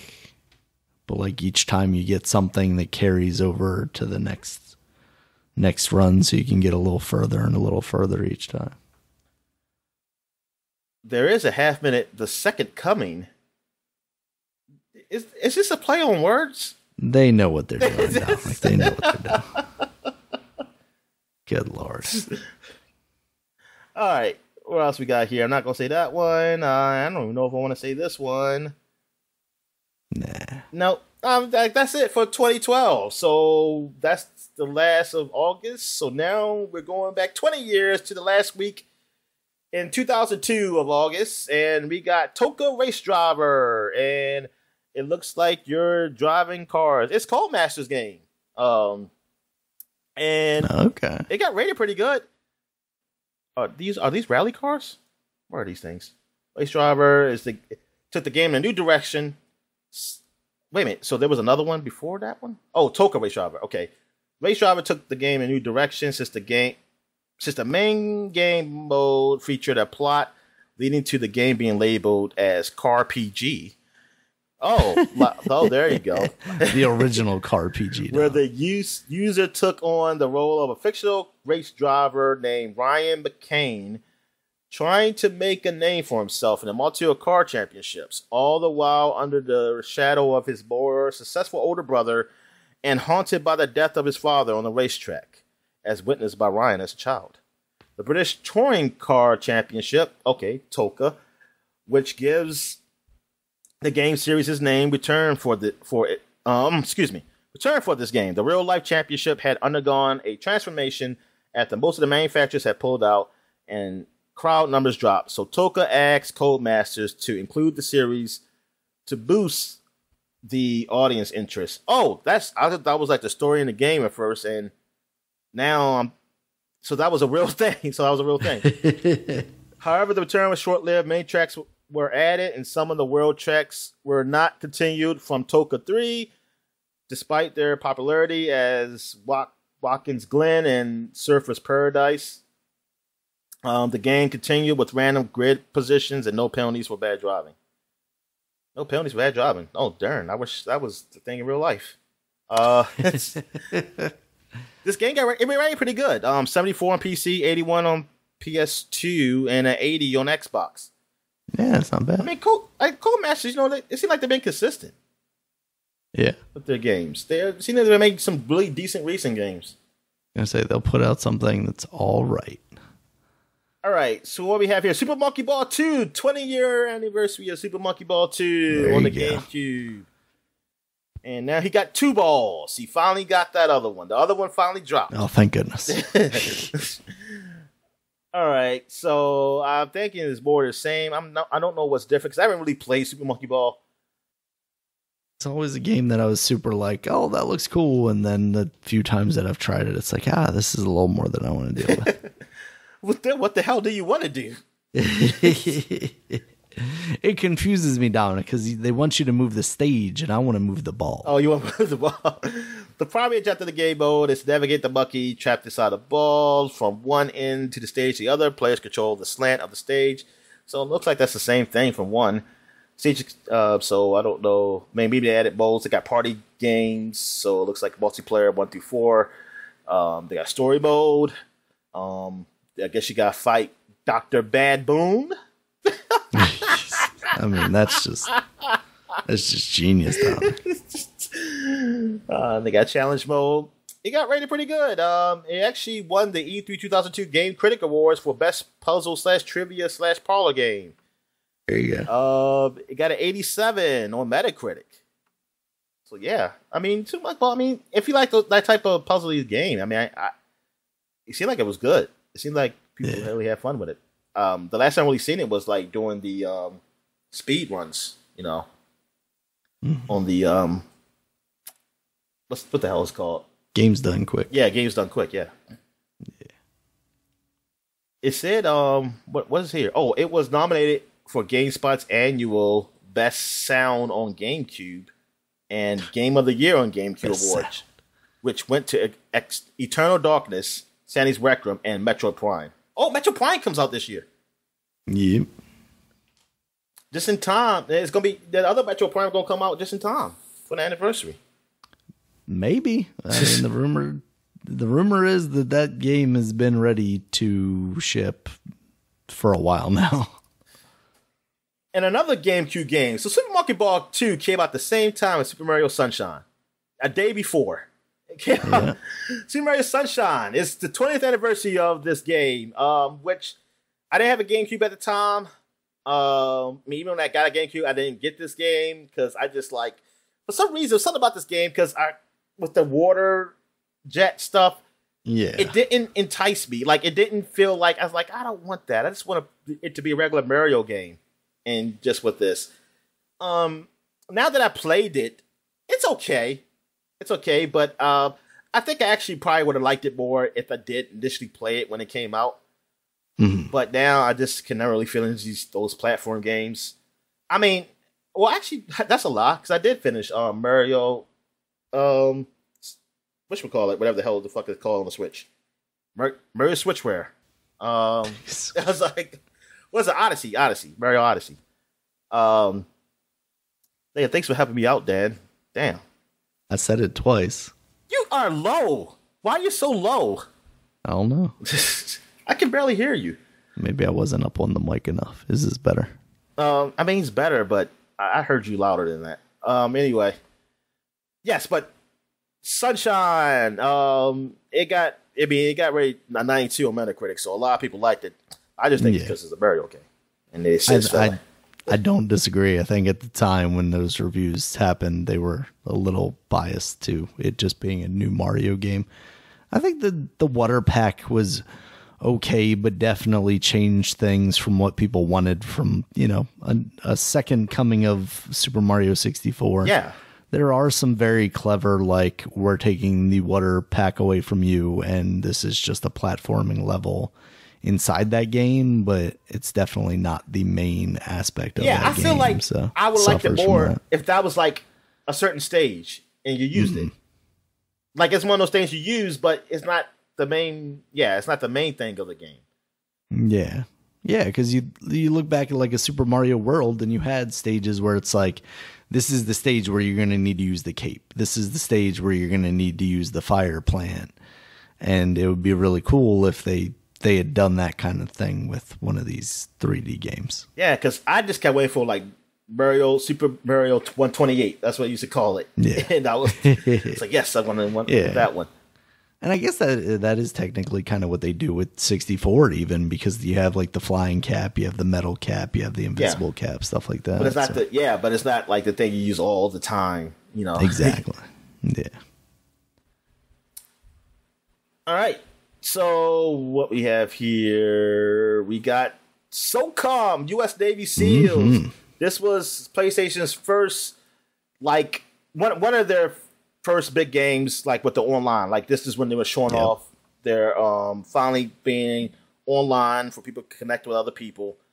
I read about this game, and it didn't really interest me because it was, like, hardcore military stuff. And I was like... Yeah, it's more like Counter-Strike.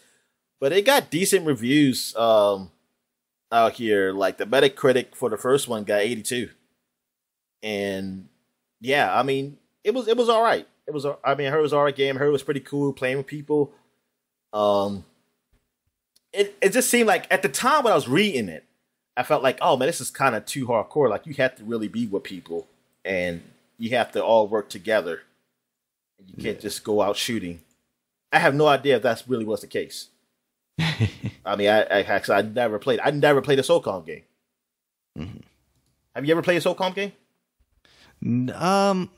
There might have been like a demo or beta of one around the like PS3 era, but I never spent a significant amount of time with one.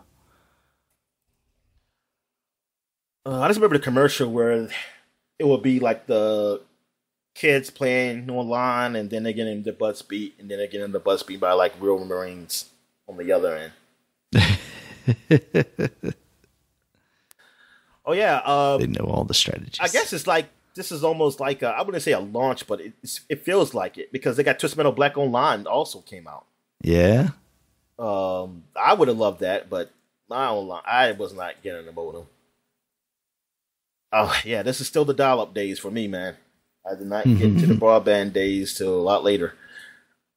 All right, what is this? Mafia: The City of Lost Heaven. Is this a That's just the first Mafia game. I didn't realize it had a subtitle. They must have added, maybe like Star Wars. They added it later. Because they sure they say in the remake edition, like the definitive editions. I mean, well, they had a remake, right? They had a remake too, right? Yeah, yeah, that's a remake one. But yeah, Mafia. Oh yeah, this is the anniversary of Mafia. Well, actually, yeah, Windows. Yeah, it's the anniversary of Mafia. Darn, I did not realize that this would be. this is it. Big week, Dominic. It's a big week. Yeah, Mafia. Yeah, I did really want to play this game. I always heard, but by the time it got to the PlayStation 2, that version was bad. I'm looking at that version right now, 65 Metacritic, PS2 version, which came out later. But the PC version got 88. I mean, I heard some good things about it. I was like, hey, I would like to play a Grand Theft Auto back in the old, the early, the 40s and shit like that. 30s or 40s. So like World War II or pre-World War II eras. Yeah. All right. So what we got here? Oh, post World War II. I mean, it all depends how early. I don't know when it took place. This Mafia. Let's see. 1930s. Okay. Oh. During the final years of Prohibition. Yeah. Okay. So, yeah, pre-World War. Yeah, because 2, I believe, is post-World War II, I want to say. I think I came back from the war. I forget. Or I went to prison. What's happening? One or the other. All right. Onimusha 2, Samurai's Destiny. Wow. Oh, man. It just feels like I already talked about Onimusha. But I think we talked about like the original one, maybe. Or 3? No, it wouldn't have been talked about. No, the original one. Because, the original one came out technically last year. Oh, okay. But hold up. Wait a minute. I'm trying to look at the date here. Okay, this is the North American version. I think, the first one came out last year. We saw it in a magazine, though, or something. But Onimusha 2, I did get this when it was $20, though. When it was like, yeah. Greatest hits. Damn! $20 for those games, man, is something. I mean, every now and then you get some of these big games on $20, but it's not. I always have to wait for like a sale. It's not like it's like, oh, actually, I don't know. Does anybody even do? I don't think they do greatest hits and shit like that no more. Not in the same branding way anymore. Yeah, no. It's not that. Yeah, like this game is definitively this price now. All right, so this one you play, I believe, it's years later. You play as another character. It says set up in medieval Japan. The plot revolves around a new protagonist, Jubai Yagua. I don't know. It's a Japanese name, people. Let me see what Google tells me what it says. Jubei Yabu. She could be wrong too. Who is on a quest of revenge as he battles a demon led by the Nobunaga Ada. I always see that name in like these Japanese. Oh, there's always some demon named Nobunaga. A sinister warlord who eliminated the Yagua clan. And I don't remember exactly what it had. Let me see the gameplay and stuff. It says Samurai's Destiny features a control scheme found in many survival horror games published by Capcom, mostly notably Resident Evil. It does, but it wasn't a survival horror game. Other similarities include open-ended gameplay, the use of herbs and medicine to restore health, the inclusion of puzzles, which must be solved in order to progress, hostile demons, known as the Genma, inhabit most of the area and will attack and chase Jubai. Jubai collects an assortment of short-range and long-range weapons throughout the game, including bow and a matchlock rifle. Damn, I don't remember this game at all. Like, I can't remember any of the gameplay. I kind of want to look at it again. But yeah, I did beat it. I liked it. I liked what I played of it. I did enjoy it. I enjoyed all the Onimusha games I played, 1 through 3. I always like the idea of those, like the more melee focused over the Resident Evil. Yeah, because shooting up close. It still had it where it was that fixed camera angle stuff. Mm. The only bad thing about that, I mean, is that when they hit me to another room and they're still doing shit and like, come on, man, I can't see them. But yeah, they were always fun. I enjoyed them. I don't know about the story though. That's not really memorable to me. But yeah, so darn man, yeah, it's been this is a lot more games than I thought there were that I know about. Here we go. We got Commandos 2, Men of Courage. They're courageous men. Yep, they are courageous men. They going out commando. They go to war commando style. Oh man, yeah. The chafing. This is it's one of those tactical kind of war games. It was an IDOS game. The poor man's Command and Conquer. Yeah. It got 87 on PC version. It didn't have a great score for PS2 or Xbox version. And I definitely can see that. Yeah. And this is the PS2 version, so yes, do not get this one. All right. Turok Evolution came out. Oh yeah. So I never played this one, but I want to say it was bad.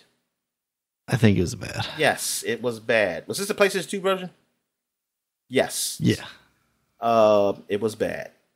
Even though when I go to the website, it says the PlayStation 2 version actually came out September 1st. So, I don't know. This says August 31st. So it's just a day before. How dare them. But that's a big deal, Daniel, because we do it by the months. The authenticity, Dominic. We got to keep the integrity going. But I'm guessing you still fight dinosaurs. Let me see here. Do you fight any robot dinosaurs? Like the Mecha T-Rex or something like that? It says the game had a marketing budget of $8 million. Well, they have that for development. Is that good or bad? I don't know. They just said something. There was a canceled sequel to it, Turok Evolution. It was going to have a sequel. So I guess the next Turok game that came out on the 360 was just was that a rebranding or something or what? Yeah, I think that was just Turok, right? Yeah. I'm not sure. All right. So, last but not least, we got Riding Spirits. It is a racing game. Oh, it's a motorcycle racing game. And it is... what do we got? Oh, it's not that good. No, it's not good. 59 out of 100. I mean, it's Like, the highest score I see is 7 on the official PlayStation magazine in the UK. Yeah. But it's that motorcycle racing where you just knees is just touching the ground. That's got to be frightening. Yeah, I know, man. But you got to live on the edge, Daniel. It makes you feel alive. All right. So that is it for the flashback segment. So we're going to take a quick break. When we get back, we get to the gaming news. All right. And we're back. So let's get to the gaming news. What we got, Dan? All right, Dominic, big news. A couple of weeks ago, we talked about how Meta or Facebook is raising the Oculus/MetaQuest price by $100 here in the United States. We kind of wondered out loud whether this could be a sign of things to come and whether anybody else would be ballsy enough to make that move. Because the thing is, like, the backlash from that hasn't been as bad as it seems like it would be for like a Sony or a Microsoft if they had done that with their consoles. But here we are now, Dominic, as Sony has announced that they are raising the price of the PS5 in select regions. Those regions are kind of all of the big ones except here in the United States. So I'm honestly a little surprised by that they think they can get away with it everywhere except here, or maybe they're just waiting for something to occur for them to also raise it here. You know, maybe is like so weird. God of War comes out and they're I don't like, see this from electronics. Really, like no. I mean, we are in like an unprecedented time where goods and services. I don't know how many times I've heard that. than, That's another phrase I'm going to have. Unprecedented times. I ain't tired of hearing people. Well, I'm explaining why that is. No, Dominic. I'm just joking. I mean, I'm not really hating you saying it. I'm just saying that You hear that a lot now. Yeah. Yeah. Unfortunately. Unfortunately, it's true. You know, but that's the thing. And I've heard a lot of people speculate, you know, had Sony and Microsoft known that all this stuff was going to happen, they would have just come out at higher prices to begin with. You know, obviously it is costing them more to make these consoles, and they would probably love to be able to make more, you know, because it's still not impossible to find, but it is still extremely difficult to find, especially PlayStation 5s out in the wild. And now here we are with, you know, countries like Canada and Mexico and the United Kingdom, you know, territories like that, seeing these prices increase. It seems crazy to me that, you know, this is the time when we should be talking about like a PlayStation 5 Slim. You know, it's been a couple of years that this thing's been out now, and here we are talking about these base models going up in price. Yeah, that's what I'm saying. Electronics with the Oculus, it's just like, excuse me. You expect that maybe the price will stay the same. Yeah. Like, you say, okay, we're not raising the price, and we're making a new version that's a higher price. Yeah. But raising the price of the base version, that's just entices me to. I mean, I'm in the U.S. Well, of course, we're in the U.S., so it doesn't affect us. But if I'm in those other countries, I'm thinking like, well, I'm definitely not getting one because I know it was. I know it was expensive before, and now you're gonna raise it even more. It's like, yeah. Meanwhile, you know, people are poorer and poorer than they have been. Yeah. Because everything else is also going up. Things like necessities, like food. I know, man. I looked at how much it cost what I bought and how much I bought, and I was like, yeah, good God. I said, this, I didn't even buy that much, but this is just as much as when I go like full on blown grocery shopping. I mean, and then the fucking boxes of cereal, skinny as fucking hell. They want to call it family size. I want to beat the shit out of anybody who says that. Like, what family? What's somebody going to say? What family can eat this box of cereal? It'll last one whole morning. That's exactly. I'm like, it's this family size. So, oh, yeah. If everybody got a bowl of cereal, it'd probably be somebody who won't get one. Who won't get none. Actually, call it family size. Kiss my ass. Yeah, this is crazy. Raising the price. Oh, man. I like what the tweets. Oh, hold on. I like you talk. Like one of the tweets where when the guy said, this is actually a good thing. Because now that Sony has raised the price, they saved me money by me not buying one. Okay. I thought that was going a different way. I was like, the audacity of these bootlickers. Come on now. There are some bootlickers out there. Oh, I'm sure. I showed you the tweet of one. Yes. Oh man! But what were you about to say? Just it's crazy that's what's happening with this, especially because I think recently they basically had said that, you know, they'd finally turned a profit on these things. So it's like, oh, so you're already making a profit on these things. Now you just want to make a little extra, huh? And look, I mean, even on Amazon, still it's still available by invitation for the Xbox Series X. I didn't even bother to go to PS4 because I feel like if the Xbox Series X is sold, the PS4 is definitely sold. I mean, I said PS4, PS5. You know what? Let me look up the PS4. Let me see.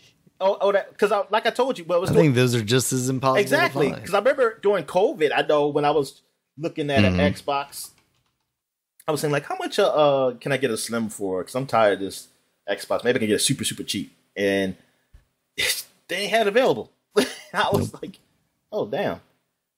Okay, let me see what I'm looking at. Xbox. I want to look at Xbox Slim and see how. Yeah, the PlayStation 4 is on Sony's website sold out currently. All right. Oh, they put 360 Slim. Shit. Xbox One Slim. That is okay. I don't know what is it. I don't know, like it's sold from Amazon though, but it's sold for $300. Only 500 gigabits too. Man, come on. Oh wow, that's not on sale then. Because like the 1 terabyte drive. Yeah, you can't even get that, man. Yo, This is crazy. You can't give me the old systems. This is crazy how these shortages, man. Yep. That's why we need to go all digital. Now it feels like need to be digital. What's that? Even we humans need to be digital. Everybody needs to be digital. Well, if you listen to the Zuckerberg, he wants that exact thing for you. Oh yeah, you gotta. I didn't watch that or read much about that though.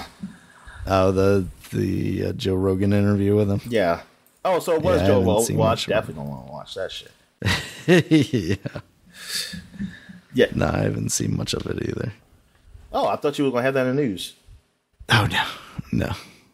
I mean, he talked about the new Oculus. Did he? Yeah.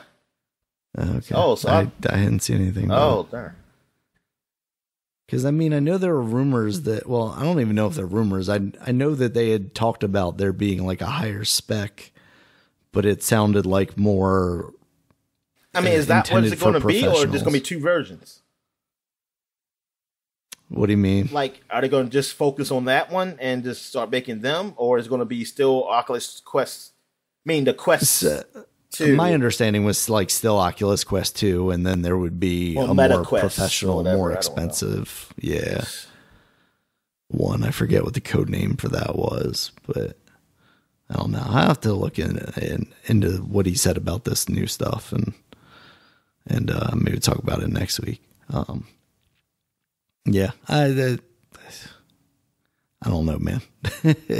Like I really like the idea of VR, and I really like the idea of the Quest 2. Like it seems like an impressive piece of hardware. It seemed like an even more impressive piece of hardware when it was $100 cheaper. But the idea that we're kind of getting to the point where Facebook / Meta / whatever you want to call them has monopolized the market. Like, I know there are other headsets out there, but they don't really feel like they're feasible competitors. And honestly, to kind of go into the next news story, Sony announced that they're coming out with the PS5 VR stuff in early 2023. Now, with this raise in price in other territories for the PS5, it just makes me think that they're going to be more willing to raise the price or launch at a higher price for this PSVR stuff. You know, I was originally thinking, because it is hardware that you also need a PS5 for, they would have to come out at a cheaper price than the Oculus Quest 2 to be a competitor. And now I just don't know that that's the case. I mean, it doesn't help that the Oculus went up $100, so that gives Sony a little extra wiggle room to still come in cheaper. But I don't even know if it matters. You know, the way Sony is selling through hardware, I don't know if they care, you know, if somebody thinks it's expensive, because people think PS5s are expensive and every one they make is flying off the shelf still. So I think they're going to be ballsy with their pricing. But you know what? Oh, go ahead. I was just going to say, because they can always go down, right? They can always do the 3DS move and go, we made a mistake with this. Here's, you know, a free game or whatever. Sorry about that. Going forward, it'll be $100, $200 cheaper or whatever. But I think you're noticing that with a lot of products, that they are higher, and they're okay with it by being higher. Like, there are people, because they know there are people who will buy it, and like, even though it's like, oh man, it's too much for me, it's enough for somebody else that they can. Yeah, I think it's like a change in the market. I mean, that's always been Apple's ethos, right? Is like, people will buy our stuff, we'll just charge whatever we think we want for it. And eventually the market proved that to be true, and that's why you saw, like, the original Google Pixel phones were like $200 or something $200, like that. And then, you know, as iPhones crept up to $1,000, now now they're like, oh yeah, the affordable Pixel phone is $500-$600 and stuff like that. And now, you know, more recently they're getting a little bit better about it. They're finding kind of their place in the market with different levels. You know, you have your 6, you have your 6 extra large or whatever, the bigger one, 6 Pro. But then you have like the 6A where that's kind of the middle one and it's a little bit cheaper, but it's still, you know, $400 or $500, whereas cheap electronics used to be, you know, $200. It's just like, oh yeah, it's everything is getting more expensive, and no one's getting paid more, really. No, like a lot of things. I mean, we're seeing it now, and it's going to get worse. You're going to get cut out of. Like some things are going to be like, well, I just can't do this anymore, or I can't do like certain things anymore, or buy certain things. I can't buy this. I got to change my lifestyle because I am cut out from this market. Mm-hmm. So soon I'm going to have to say I can't eat anymore. Honestly, because they cut me out the market. I just got to learn how to survive without eating. The sad reality is like that it feels more real than ever, honestly. Like even like I shop mostly at Aldi, and like the increase that my receipts have gone from just like 6 months ago is absolutely insane. Oh yeah. It's almost like 50% more than what I used to be spending for basically the same stuff. So it's not great, Dominic. No, it's not. No, it's not. All right. So we talked about the PSVR stuff. Some other news we got here before we get into the Gamescom opening night live Jeff Keighley show. We got Teenage Mutant Ninja Turtles. They're coming to Knockout City August 31st as part of that game's Season 7 Mutiny season. So Knockout City is still doing some stuff. That's good. It's still going on. I was a little surprised by this. $20 for the costumes and some emotes for the turtles, for all 4 turtles. But then there's also going to be the Premium Brawl Pass, which I'm not sure what the price is on that. That's going to have additional Ninja Turtles related paraphernalia in that. So they're doing that whole thing, just like everybody else. Another quick note, Morty is now in Multiversus. Oh shit, that's what I forgot to mention. I forgot to mention that. Did you play some? Yes, and I didn't play as Morty because you have to buy him. He's not part of the rotation. Okay. I don't know how often they do rotation. Is it a weekly thing? I don't know. But yeah, I wonder. I did finally unlock Superman, so now he is one of my characters. Nice. Yeah, I think I won a couple some matches, but not much. Morty, I did play with him in like the training mode, and yeah, some of the stuff he does is pretty cool. He has one where this one it takes a long time to charge back up. And, like he does a big ship, but it just goes up, so it could carry somebody up out of the stage, like a spaceship. Well, it's actually Rick's ship. So then you have one where I'm trying to remember all the moves he had. But it's everything. Oh yeah, I like the one where it kind of like opens a portal and you go through, and I think you send somebody else through. I mean, actually, I don't. If you can, I haven't done it yet. I know I jumped through and I jumped somewhere else, in the stage, probably like behind him or something. It's pretty cool. I mean, it's pretty neat what they did with him. I mean, I like what the stuff they're doing with this game. I mean, I don't know what people are saying about it. I think the only thing I ever saw was a donkey video about it. And it was sort of funny. But it seemed like he didn't really like it. But he was just kind of just saying how bad it is compared to Smash. But I was like, I mean, I like it. It's all right. I mean, it's pretty cool. I just don't know how or if they're going to do a scene like what Smash does when they go to, like, they have a fighting tournament, because everything has to be online. I don't know how you would do that. I mean, unless you have good connection. I mean, unless there's a good connection or something, and they have those tournaments. But yeah, I don't know if it's going to be on a scene like that. But still, for people just to pick up and play and stuff like that, I think that's pretty cool. Yeah, absolutely.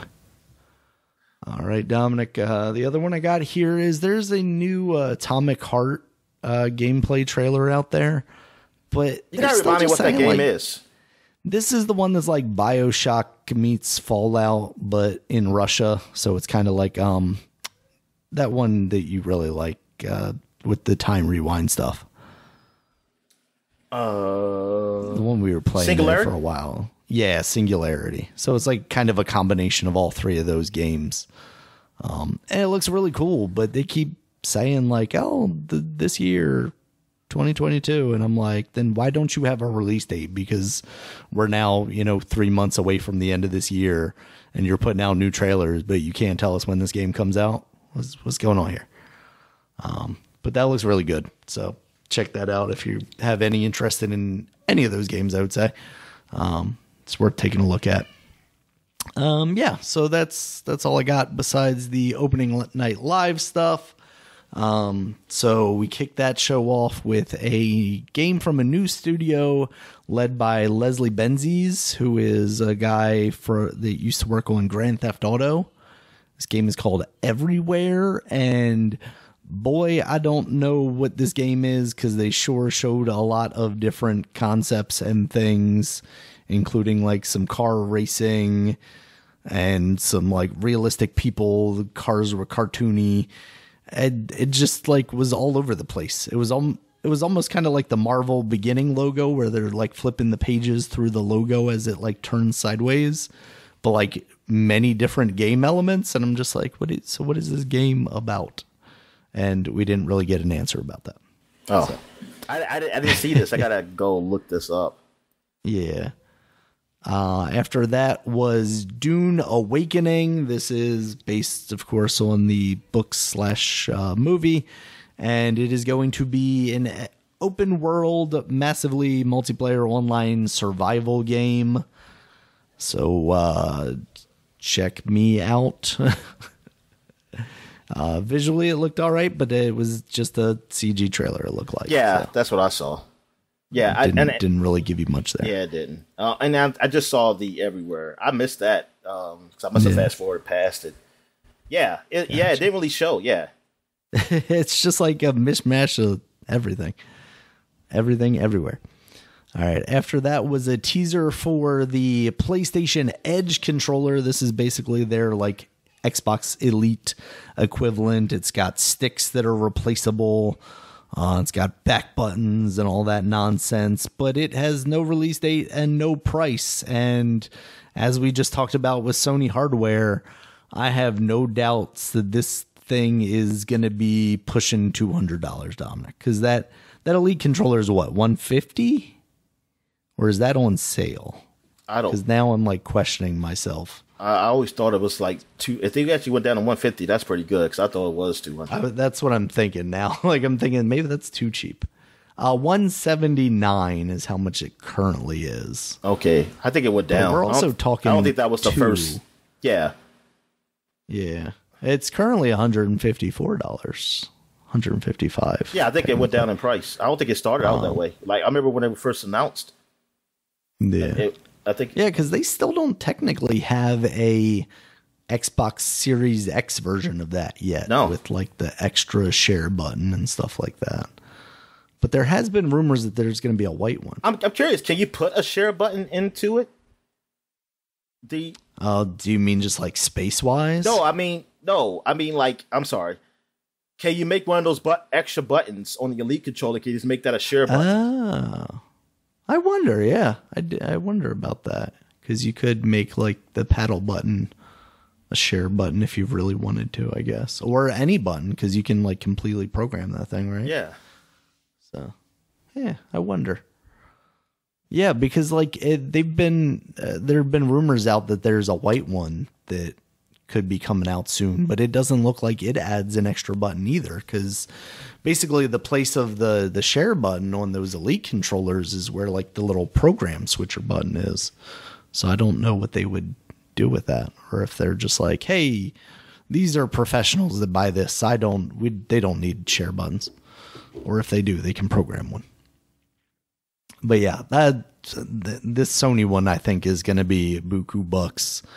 And yeah, I I don't know that I need $150 or $250 or $200. I don't need a controller at that level. I'm not a professional video gamesman, and like these controllers have been pretty damn good for the last couple of generations. What I need is them to make ones that are not going to give me stick drift. I don't want ones that, when I get stick drift, I can replace the stick with like, and that's the thing about this PlayStation 1 is like, it's a custom module that you're going to be replacing that thing with, which means they're probably going to charge like $20 for a replacement stick. Meanwhile, if I have the skill and the time, I can open up a PlayStation 5 controller and replace the stick in there with something I bought off of eBay or AliExpress for, $5 for 20 of them or something. Use that, like that printer you got that over there. Yes, just print out brand new stick caps even. I'm still wondering like when we're going to start seeing the like electromagnetic replacements for these, because there's that one company that's released replacements for the Steam Deck already, but I haven't seen that you can just buy them for installation yourself in like a Joy-Con, because I'd be tempted to put them in the Joy-Con if I could, because I don't have stick drift to the point where I've felt the need to replace them, but I've definitely experienced, things moving on my screen after releasing them. Yeah. So it would be nice to be prepared for that situation. All right. After that, they showed off more of the Callisto Protocol. That is the Dead Space alike coming from the guys that worked on Dead Space. That's still coming out December 2nd. On this one, they showed him killing some monster guys and then sliding down like a trash compactor pit kind of thing, much like you see in a lot of games. They did it a lot in the more recent Tomb Raider games. And then he violently dies at the end. Yeah, that's cut in half. That was pretty bad. So yeah, that game very much just looks like Dead Space. I mean, to the point where, the ammo counter is kind of in the real world and your health meter is on your back.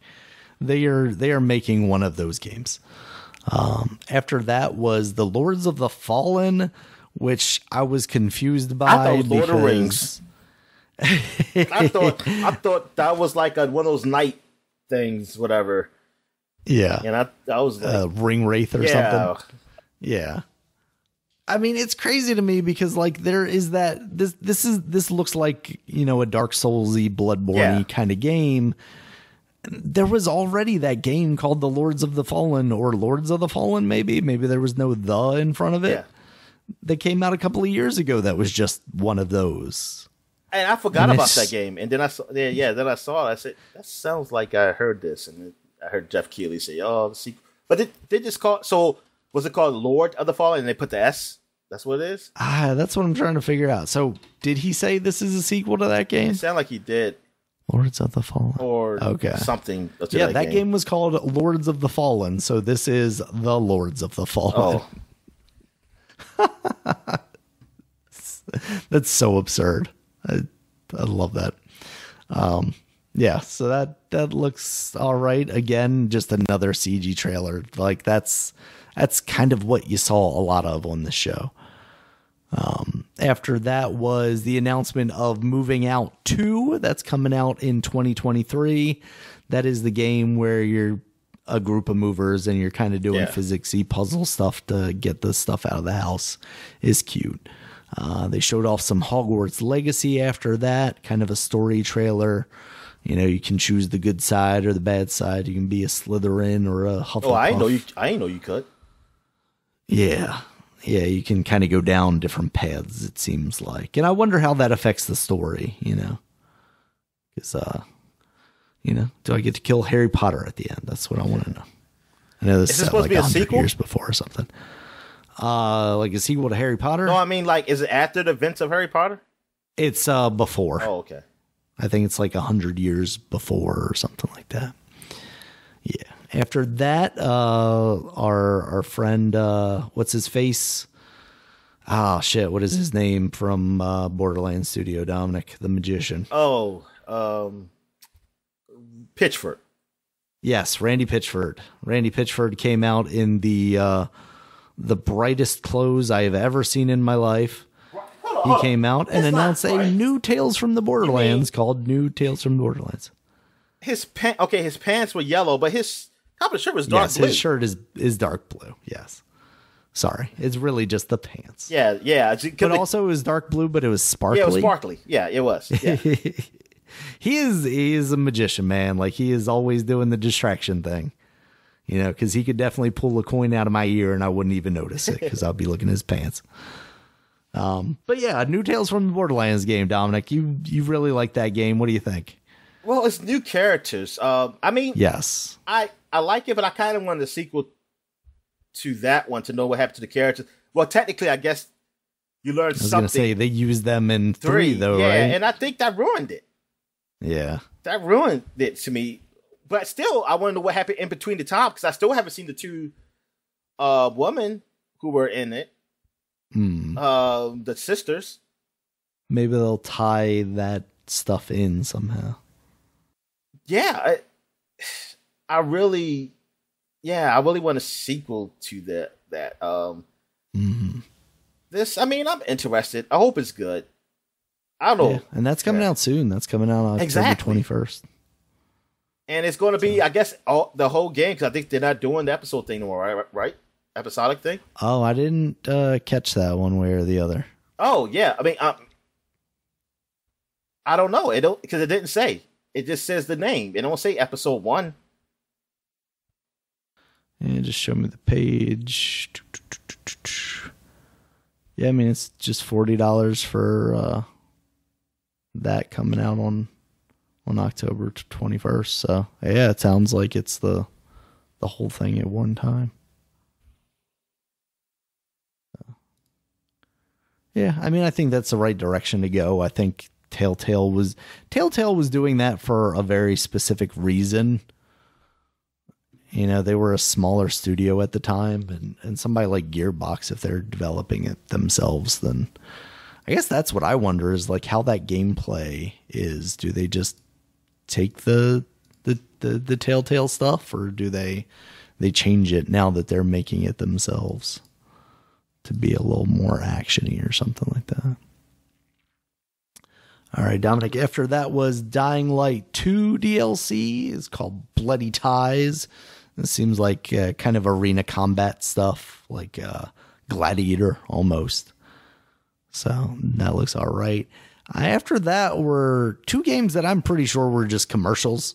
Tortuga, Pirate's Tale, and Marauders. They didn't really have any details. We've talked about it before on Jeff Keighley's shows, but like he does it both masterfully and like is kind of a dick about it. Like he just rolls these things that are very much just commercials for games that are either out or coming out soon into his show in a way that you just don't know if this is like world premiere worth talking about, or if it's like, oh yeah, this game just paid them money to get a spot on like the show. Destiny DLC just seemed like a commercial. Yeah. And that Destiny DLC just looks crazy. Like I don't know what Destiny is anymore, because I very much was looking at that and I'm like, what is this game? Is this a new thing? Is this Destiny? And then they came up as Destiny. I was like, okay, because there's like a lot of melee stuff, and it was just weird. It looked very weird. Yeah, it seemed like maybe it's more close combat in this. Mm-hmm. Close quarter combat. Yeah, and that stuff is coming out, I think, like February of next year. After that was a new Sonic Frontiers trailer.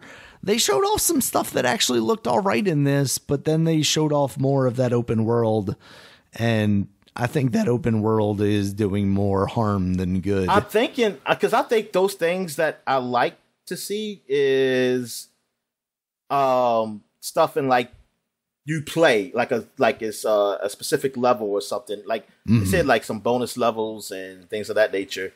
That's more like Sonic, which it's like, man, I wish that was the fucking game.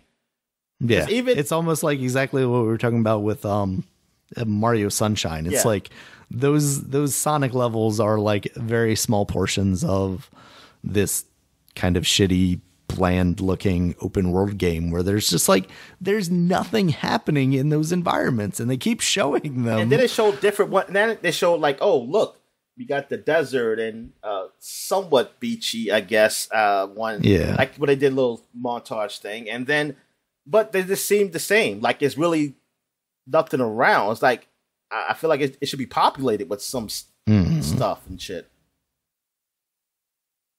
Yeah, it's so crazy to me. And now you got Amy in there, seemingly. Yeah, I guess. See, this is for the new age people. I mean, that's what I'm saying. It's not for. I mean, because I don't give a damn about no Amy. Like, you gotta show me Tails or Knuckles. Give me Dark Biggs the cat. He's gonna be the villain of this game.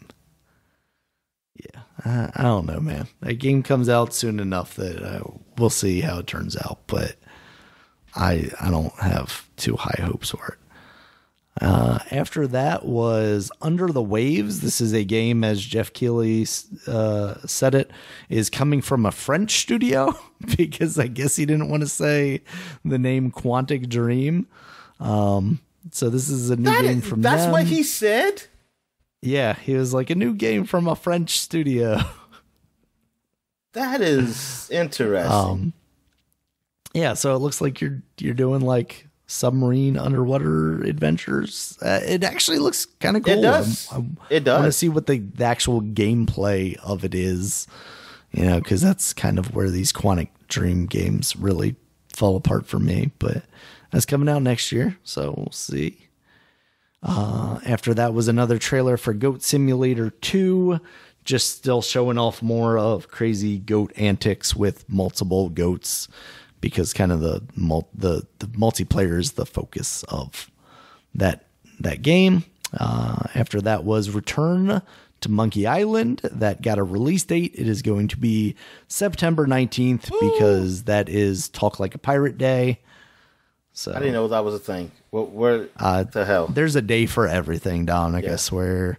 And depending on like what calendar you look at, there are like 70 different national pizza days or something like that. Exactly.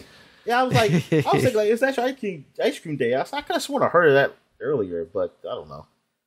But it's a, like you say, it's a day for everything. And it's some days, it's multiple things. I mean, a lot of the days is multiple things. Probably every day is multiple things of that day. Yeah. All right, so next up, this is a new game from the Subnautica studio, Unknown Worlds. It's called Moonbreaker, and it's like a tabletop miniatures game. Like, you can even paint your miniatures in it, and then you play it as like a strategy game. Seems kind of cool. Okay. I looked at this. I mean, it's interesting, I will say. Like, I do like the whole thing. Like, it's like you're playing with miniatures. Yeah. And it's moving. But then I'm thinking, like, I still want them just to move. I want them to have actual animations. Yeah. I think I'm more intrigued by the actual, like, miniature painting part, just because it's like, then I don't have to have, like, actual miniatures and paint and steady hands. That's the thing. To do that kind of stuff. Can I look at it like I actually have miniatures just digitally, or like just look at your collection. Yeah, I can't. Do I have to actually play this game? I don't know. It's like, will I be into that? I don't know if I'll be into. Yeah. Like, you know what? I mean, it's like I said, it's cute how they make it like it's miniatures moving around and then shooting and stuff like that. They do have shooting animation and stuff, so that's good. I don't know. And this is from the guy who did what game? Subnautica, yes. Totally different. I mean, they said I even know the first game he did. He said, I forgot what it was. He said how that was different, so different from Subnautica. But we did great, so hopefully we can do it again. And I didn't even know about the first game. So, but this is definitely different from Subnautica. Absolutely. All right, next up, Dominic, was Friends versus Friends. This had kind of an interesting trailer of like these weird cartoony animals doing ultra violence on each other. And then the gameplay was like wasn't there already a game called super cel shaded. What's that? What's that game called on the phone? Friends. Oh, is it called? what's it called? Something with friends? Words with Friends. That's what it's called? Words with Friends. Yeah. Yeah, so the actual gameplay that they showed briefly of this looked pretty bad in my opinion. You know, the trailer that they played ahead of it looked all right. Yeah, the trailer. Yeah, I saw the gameplay looked real bad. So, if you're into furries, this seems like a game for you. It should be furries versus friends, but I don't know. All right, next up, Dominic, was Lies of P. This is coming to Game Pass day one. I think we had previously seen a little bit of this. This is a Bloodborne style game. You play as Pinocchio, and it's very serious, dark Pinocchio. And that's coming out next year. Yeah. What do you think? I mean, it looks good. It looks good, but being that it's Bloodborne or Dark Soulsy or Elden Ringy, it's not. It's I don't know if it'd be my cup of tea, but I mean, it looks. But see, it has a story, so it might keep me going. I'm interested in the story about this Pinocchio. I want to see what it's like when I go in the whale. Do I do that in this game? Well, actually, I mean, because you're older now, so you already done the whale stuff. You're already the boy. Yeah. Yeah, I guess that's true. It's got a weird blade hand, too. Gauntlet hand. Every time I see that title, I always think of Life of Pi or something like that. It's doing its job, then. All right. After that, Dominic, was Stranded Alien Dawn. This is an early access game, or this is a survival game coming to early access in October. Didn't do anything for me, the trailer. So yeah, I don't know what. I guess what is it? A survival game? Yeah, just another one of those survival games. This is the one that I think this is like almost isometric, like Sims view. Like top downy looking thing. I mean, I do like you farm and stuff, but yeah, that means it's okay. Yeah, Stardew ish, I guess. After that was Atlas Fallen. This is coming out in 2023. It looked kind of cool. You were like skimming across the sand, almost like Journey. You're moving around, real agile like. They show gameplay? Let's see. A little bit. They show a little bit. Yes, it did. Yeah. Yes, you are skimming it. Yeah. But also, you're just like, it also kind of looks like Bloodborne. Is it Dark Souls? And now, is it multiplayer or something? Because I see more than one person. I believe it is. Yeah, I think there's co-op in there. So that looks all right. It looks a little more actiony than it does like a Dark Souls. So that could be all right. After that was Homeland 3. That's coming out first half of 2023. That is the like spaceship kind of 5X or whatever. I've always been interested in playing that game. Yeah. It seems way too complicated for me. That's how I've always felt. After that, we had Genshin Impact. There's a Rainforest Nation that they're adding to the game as well as like, some ancient stuff. Yeah. That's the thing is like, I'm like, Genshin Impact. I wouldn't mind getting back into that maybe. And the next, the other game they're making, is that just online too? That one I wasn't entirely clear on even what you're doing in that game. Honkai Star Rail. I mean, it looked like an action game. That one's called. Yeah.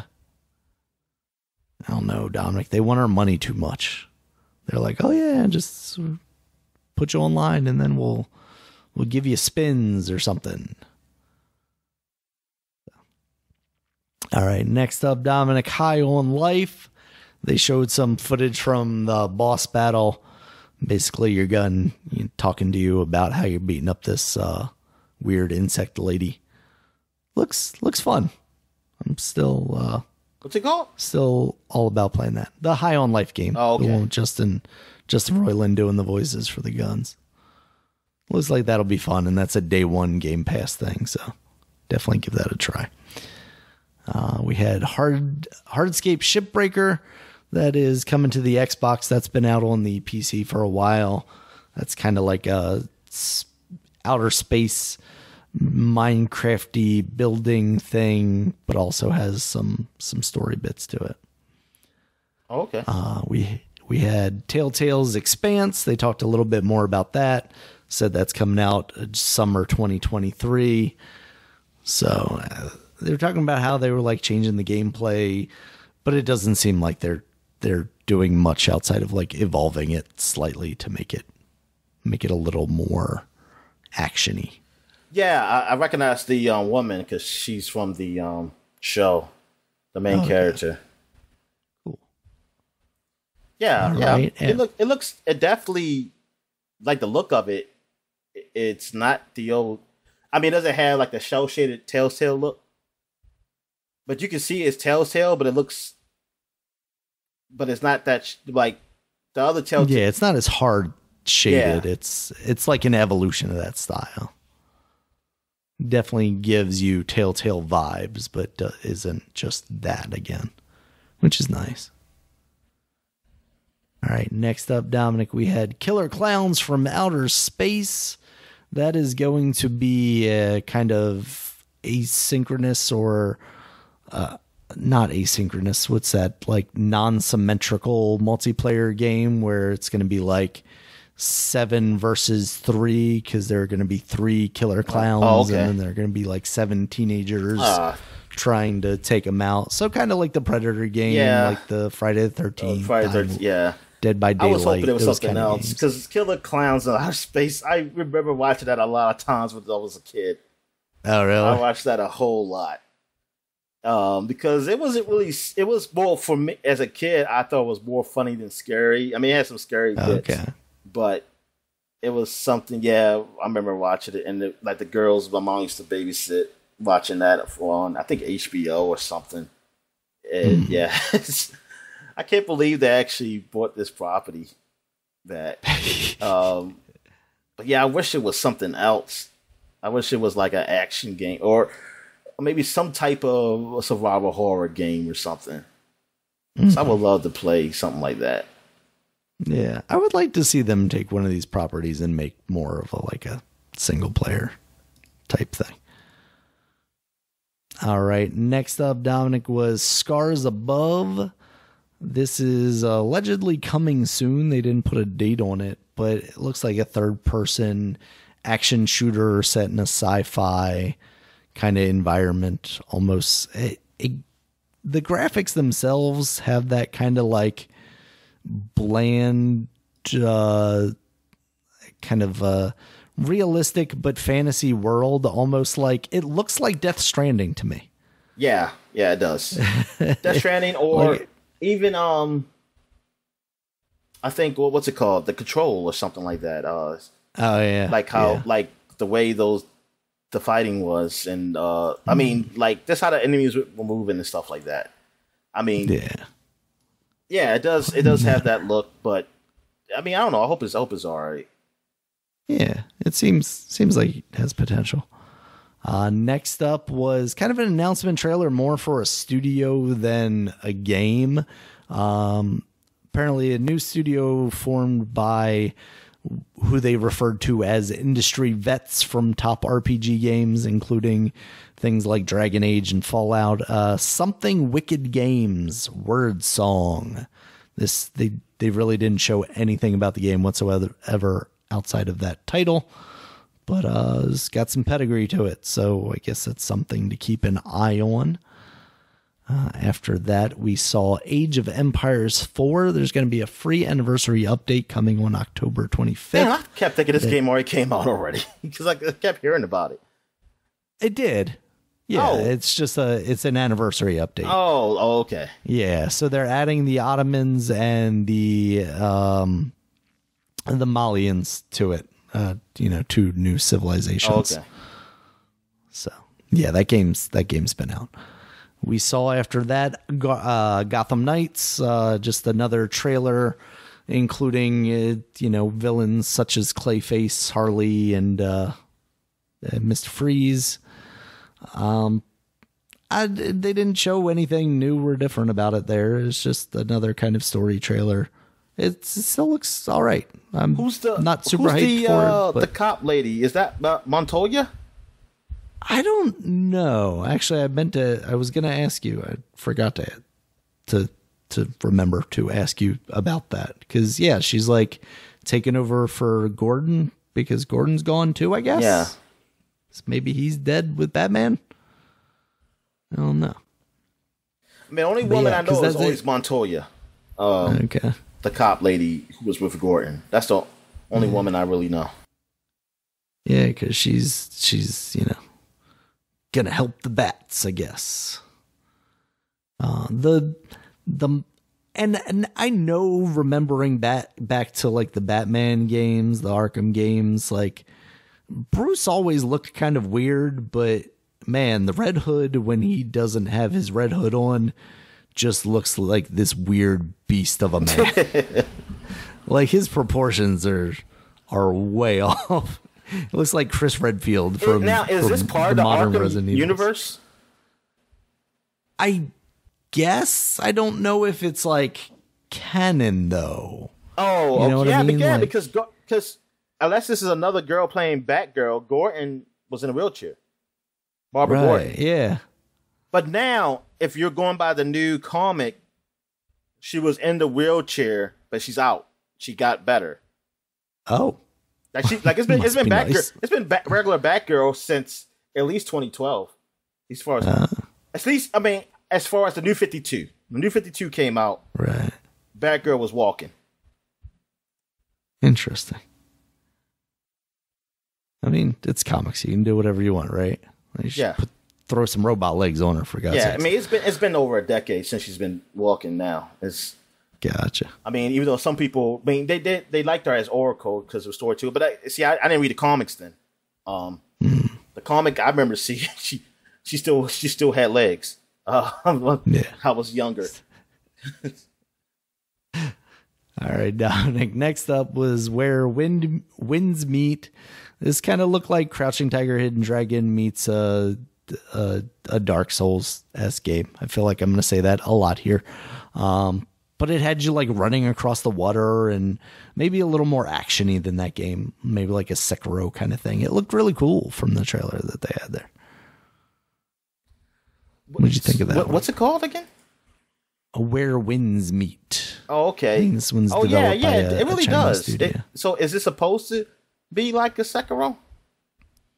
I think it's more deliberate combat like that, but it gave me like strong Assassin's Creed vibes with how like mobile your character seemed to be. I don't know. The fighting kind of, it does give me that feel, that kind of Sekiro-ish feel. Yeah, I mean, it seems like it might be one of those hard games. See, you know what? If these games were if they're on PC, I will be okay because I'll just put I'll put cheats on. They just need the accessibility options, like a lot of games are adding now. But Daniel, you don't need codes. People say you shouldn't do that. The developers, I don't care what they say I should do. You shouldn't. This is their developers. This is what they want. They shouldn't cater to your needs. I know. I think that's the Witcher at the end of the video. Yeah. Some dude with white hair. This looks like it's a crossover. Yep. All right, Dominic. Speaking of catering to my needs, I need another podcast. And Jeff Keighley's best friend, Hideo Kojima. I saw that. He's not obliged. I was like, he is making an exclusive. I don't know if it's going to be exclusive, but he is making a podcast for Spotify. It is going to be both in English and Japanese, and Jeff Keighley's going to have a news segment on it as well. So, just buttering both sides of his bread. You gotta tell me how that is, man. I don't know if I'm. If I remember when it comes out and I don't have to listen to it through Spotify, because Spotify is like podcast stuff. I really hate the way it works. Like, it's just hard to get a podcast to play in order. Because there was one that I was listening to for a while that was or at least I thought it was. What, exclusive. They do it like the music. They don't just let me add stuff to like a playlist. You know, like in the podcast app that I use. I don't know. I mean, it wasn't a bad experience as far as like, oh, there were more ads or anything like that. Listening to it for free. I mean, maybe there were, and I just didn't know because I wasn't paying for it. And, I'm so used to like some of the podcasts that I listen to. There's one wrestling podcast that I listen to that like, I can't believe I'm still listening to it because there's an ad every like 10 minutes. And for a while there, they were doing it like, actually, no, still they have a computer enter them, I guess. So it'll literally cut off in the middle of a word and go to an ad and then come back and finish that word. Like in the middle of words, in the middle of sentences, they're just like, and then they'll play like the same ad 2 times in a row. It's awful. But like, I like the guy's personalities just enough where I'm like, I still want to listen to this, but I also don't want to pay for Patreon to get the ad-free version. Are you going to talk about this Pokemon car? Yes. Do you want to talk about the Pokemon card? I mean, yeah, because I didn't know about it. Yes. Real quick though, Park Beyond that came up before the Pokemon car. That's 2023. That looks like a park builder. Build cool roller coasters. That's from Bandai Namco. All right. So the Mini Aceman Dominic. I had actually seen this car a couple of weeks ago because I kind of keep up on the electric car scene. As I feel like I need to get closer and closer to buying a new car myself. And they showed this off. It's a concept car still. It's basically just an electric Mini. But now here on Opening Night Live, they showed off, I guess, the Pikachu edition, which the outside doesn't look like the old Pikachu bug or anything like that. That would actually be quite hilarious. But like they had graphics on the screen with Pikachu on it. And now I don't know how real this part was or if they just don't explain it and people were making assumptions, but it seems like there's a projector in the front of that car because in the video they're projecting Pokemon onto a wall to play it. And the guy who was talking to Jeff Keighley about it was basically saying like they want to make your car into a piece of video game technology. And it just seems so too much for me, Dominic. Yeah, like, yeah, exactly. It's like I definitely do not need my car to just be like an extension of my video game lifestyle. That is the one place where I don't need that to necessarily be the case. I just need it to be a very good functional car and also, you know, have a decent media playback situation because that's where a lot of these cars still fall short because they don't just use like Android or something like that. That seems like a decent car as far as just like electric cars go. I've never been a huge Mini fan. Like I don't need an enormous car, but Minis have always felt like a little too small to me. And as I get older and it's harder to get lower end cars. It's huge compared to a smart car. I mean, smart cars are way too small for me. Like if I can't fit 2 bags of groceries in the back of my car, that's not big enough. So yeah, it's going to be interesting. That car still feels like it's a good ways off. Like we're talking like a year and a half before that's going to be in anyone's, you know, dealership. And by that time, a lot of the concepts that you see in that car, you probably won't see in the production model of that car. Now, the Pokemon stuff might still be there. You know, a lot of it, like I said, seems like it's just fancy graphics packages and whatnot. And, you know, upcharge a couple $1,000s for that. Sure, you'll get some people. Throw a tail on it, maybe you'll get me. I don't know. But yeah, I think it's so funny the stuff that Jeff Keighley gets on these shows. Like He just wants everybody's money. All right. After that was a trailer for Dwarf Romantic. This is a PC game that's been out there for a while now. Kind of a strategy thing, I think. And that's coming to the Switch on September 29th. That looks cute. I don't know a lot about it, but the art style is very like whimsical.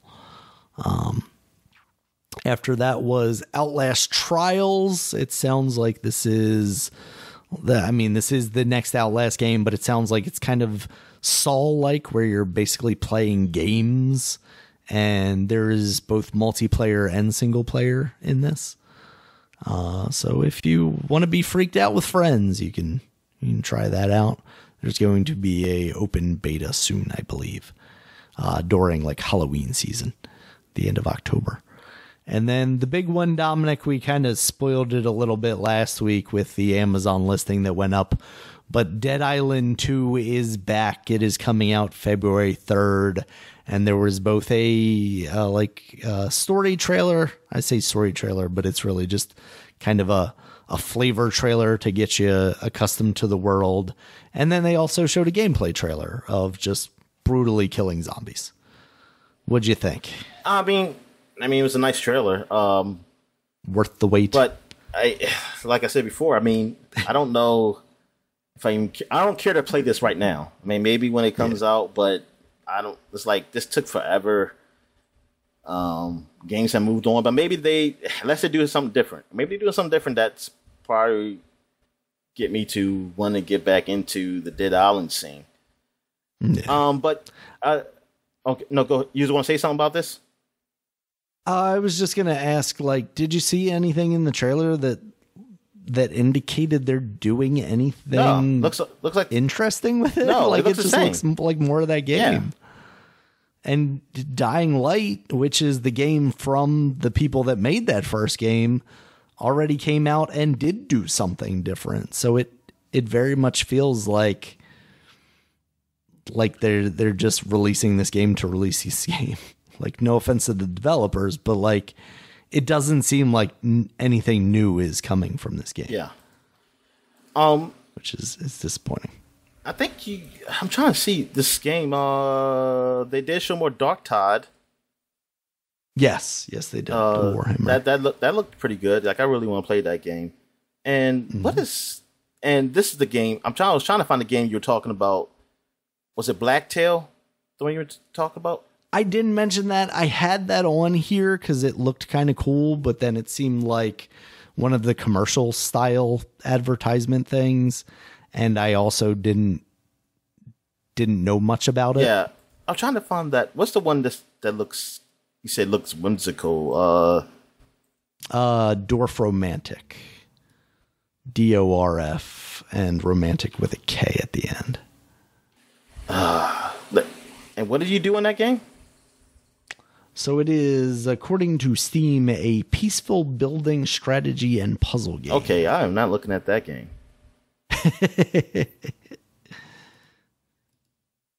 Okay, I see it. It almost reminds me of, what is that board game that people play? Settlers of Catan, because it has those shape tiles. Yeah, it does, to it. Yeah. But apparently that is overwhelmingly positively reviewed on Steam. It's already out? I don't know if we've ever talked about it. Yeah, it came out in April on Steam. So what's this, DLC? I don't know if we talked about it at the time. No, they just announced that it's coming to the Switch now. Oh. Yeah.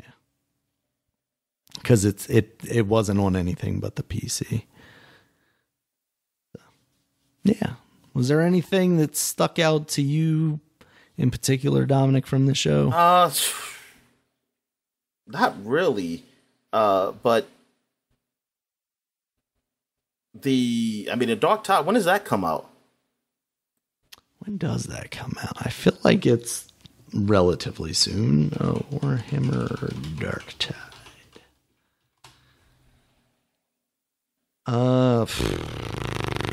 November 30th is what Steam has. Yeah, so that's definitely a Christmas-like game. Nothing really stood out for me, but there's a lot of games, but nothing really got it like, man, I can't wait for this. Yeah, same. Yeah, nothing. I mean, I want to play that Rick and Morty game, but that's next year, right? No, December. Oh, December. 3rd, that's what it got pushed back to. Yeah, it got pushed back, but it was only like 2 months or something like that. Yeah, so not terrible. No, I mean, the Harry Potter one I wanted to try out. The Hogwarts. It does look cool, yeah. Yeah, and I mean, I want to see how that life of Pi. What's it called? Pinocchio. What is it called? Like Liza P. Liza P. Yeah.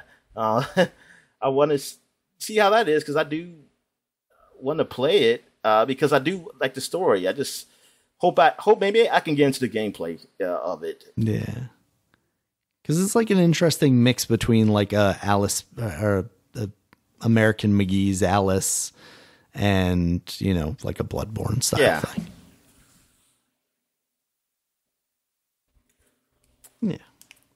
All right, so I think it was an all right show. Yeah. It did what I kind of expected. I mean, actually, I probably think I expected worse. Honestly, I thought it was going to be like really nothing I really care about. But I mean, it was some good stuff showed off. So that I want to see later on. Definitely. Looking forward to seeing more of some of these games. All right, Dominic, you ready for new releases this week? Yes, let's do this. All right, we got Midnight Fight Express. Midnight Fight Express, that's out on PC, Nintendo Switch, PS4, Xbox One. As you mentioned earlier, that is a part of Game Pass. So give that a check out if you got Game Pass and you're interested in a fighting game, especially if you didn't get to play Sifu because you don't have a PlayStation or something like that. You got Sifu. You got Yar's Revenge. That's out now on the PC, Nintendo Switch, PS4, PS5, Xbox One, Xbox Series X, Stadia, and the Atari VCS, Dominic. What the hell? Because it is because it's a a slightly modernized version of Yar's Revenge. I don't even know what the hell that is. Is that a shooter? I don't remember, to be honest with you. It is a game from the original Atari that I was not very familiar with.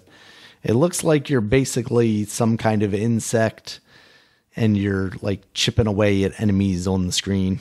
Yeah. Oh, okay. All right. I see. The Recharged has a cool look to it does. for like an updated version of one of those games. So they need to do like which we call it? What is it? The ET Recharge or something. Yes. Hopefully they will do that one day. All right. We also have SD Gundam Battle Alliance for the PC, Nintendo Switch, PS4, PS5, Xbox One, and Xbox Series X. This is the Chibi one. It actually got. I mean, the reviews I did see. I mean, they thought it was okay. Mm-hmm. I kind of want to try it just to see how it is. Chibi Gundams. Yes. Chibi War Machines. They make them cute. Yeah. That's what we should do in war. See, I would like more if the governments would just have like chibi machines out there or chibi humans. Yes. Chibi humans out there just fighting. Give me the Tonka tank and I'll be more on board with this war. Yeah, exactly. All right, Dominic. We also got Pac-Man World Repack out on the PC, Nintendo Switch, PS4, PS5, Xbox One, and Xbox Series X. Yeah, I saw this too. I've not seen reviews for this yet. But yeah, I haven't looked. I wonder how that turned out. Yeah, I don't know. I mean, it's not like it was a game that people were especially excited about anyway. I mean, it was the best Pac-Man game ever at the time. Sure. Let's see. PS5 version currently has a 69 with 9 critic reviews, including a 70 on Destructoid, a 70 on Push Square. That doesn't seem awful to me for what that game is. So, and then we have Saints Row, Dominic. We haven't talked about it, but this is out now on PC, PS4, PS5, Xbox One, Xbox Series X, and Stadia. And it is not faring very well unless you're a Game Informer. Yeah, Game Informer gave it the highest score, like an 8.5, but that's far from what the other people did. Yeah. I mean, I don't know. Was there somebody gave it a 7? I mean, I saw a lot of 6s. Let's see what we got here. I have been watching this game while we've been recording this. This woman is playing on stream with no pants. Not the woman having no pants. Her character has no pants. It's so weird, though, because, like, the amount that they blur in this game is not very much.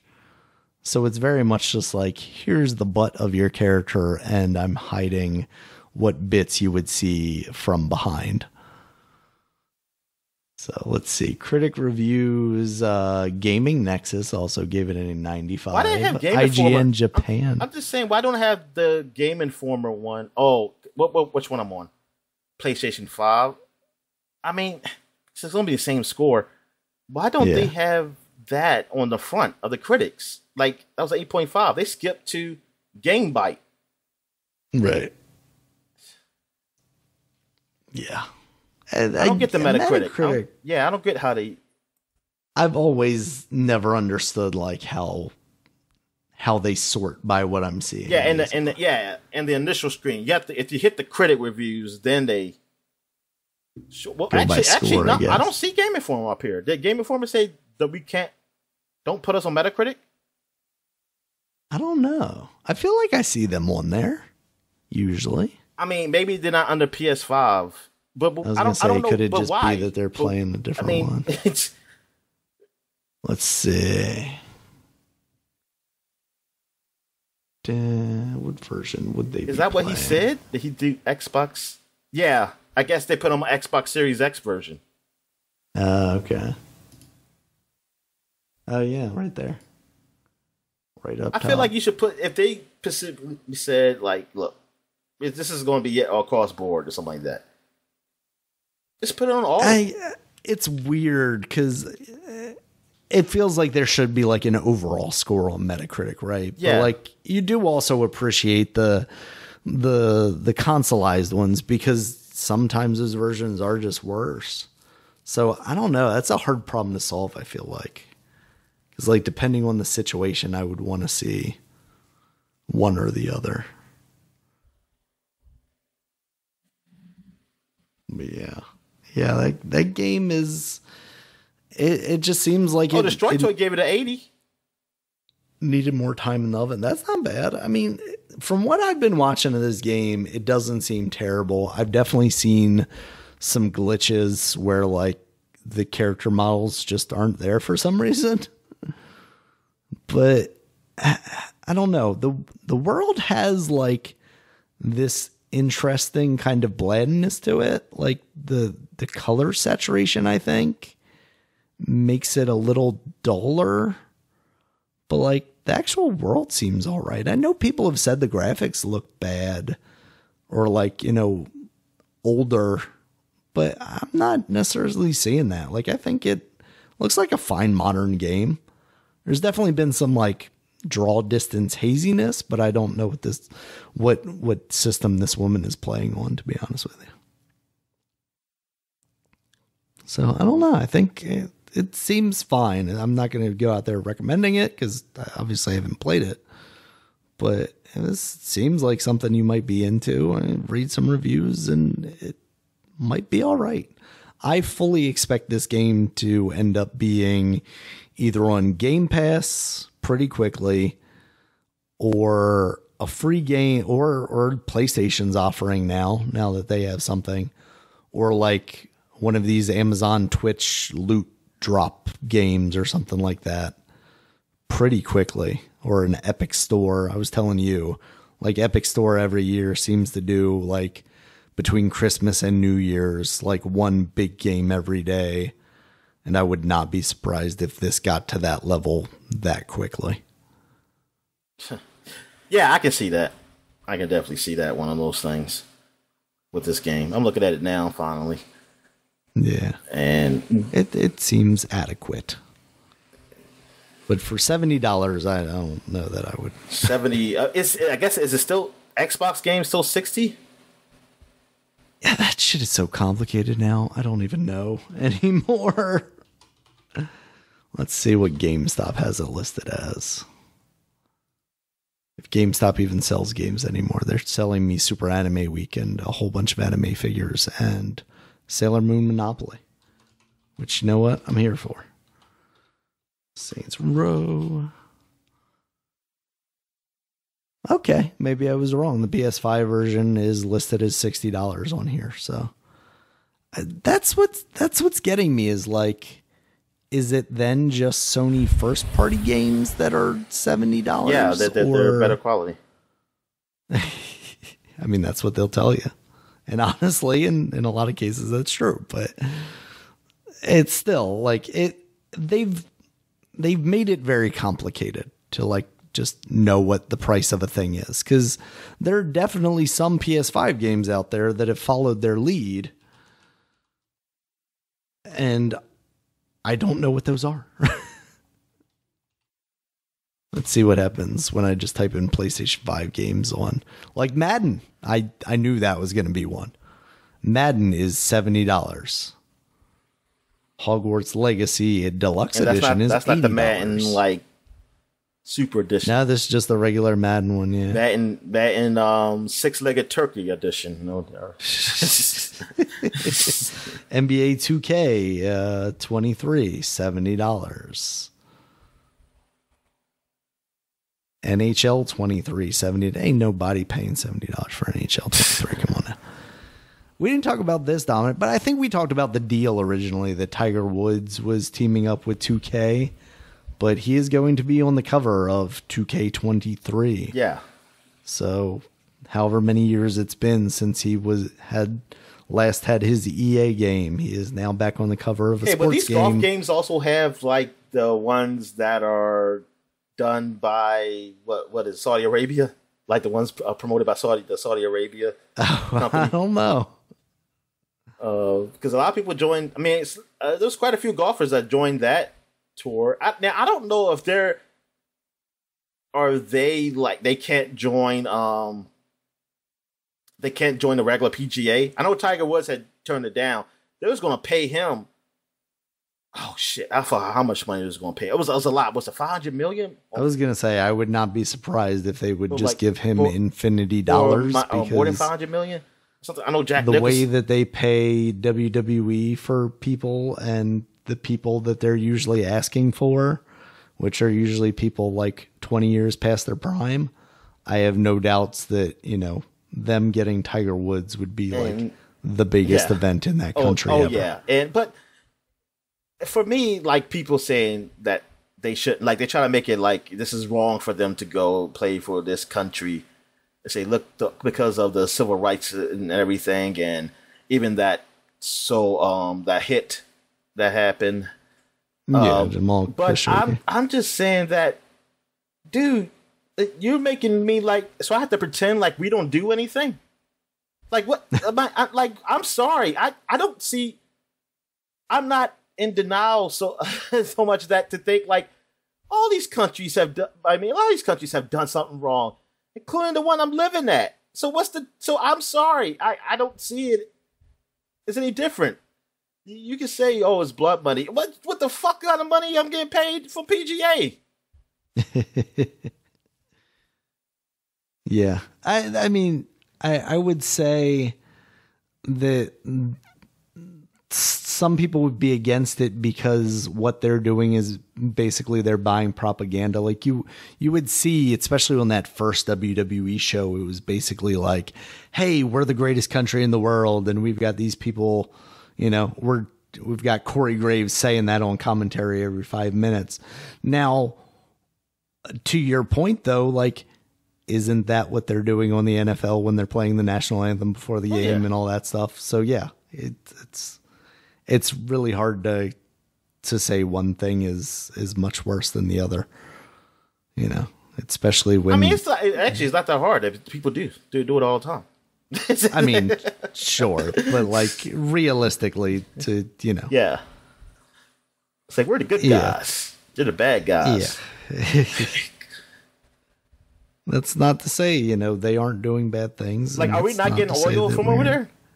We're absolutely getting away from Riverdale. I'm just saying, it's so wrong. That's the thing, right? It's all about convenience, right? And part of it is like, oh yeah, let's call oil a necessity versus like some entertainment or whatever. But yeah, why does the U.S. government get to do business with them while Tiger Woods can't, right? Yeah. Well, Tiger. Well, I don't know if he wanted to. Regardless, I know you said he turned it down, but I'm saying, yeah, exactly. Yeah. Why would he be judged harshly or have to feel like he is making a moral compromise if he were to choose to do that?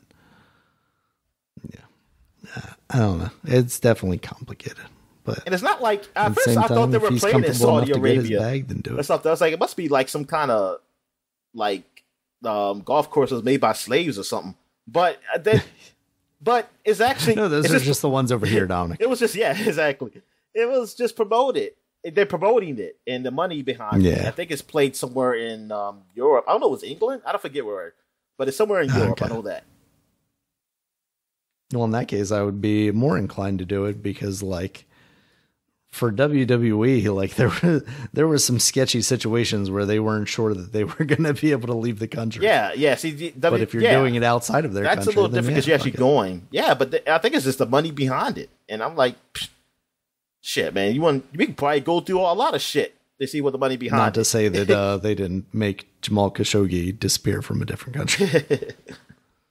So they definitely have the means, even if you're not in their country.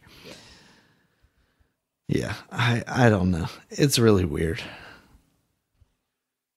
Because at a certain point, like with the WWE stuff, at the beginning, I was like against it. And then but at the same time, I could potentially see like what WWE's idea was like, oh yeah, we'll go there. The first show, they aren't going to let us have women on there. The second show, they'll let us have like one women's match, but they're going to be covered up. The third, and like progressively it gets better and better, but like, is it getting better? Or are they just letting you go further to say that you're letting them go further? But if that's the case, what's the difference between like them pretending to be progressive and them actually just being progressive to an extent? Because that's what a lot of companies over here are doing. Oh yeah, let's see. I guess that's it, right? Yeah, that's all I've got for the week. You got anything else? Nah, I'm good. All right, thank you guys as always for listening. You can check us out on Twitter. Dominic is at DStallworth5. I'm at Regulus MB. The podcast is at SUPAPod, SUPAPOD. SUPAPod.com is the website. You can check us out there. Has all of our previous episodes as well as links to all the places you can find us, including YouTube, where there's a video version of this podcast, as well as iTunes, Stitcher, Google Podcasts, Spotify, and all the other places you may listen to your podcasts. And until next time, guys, talk to you later. All right, see you.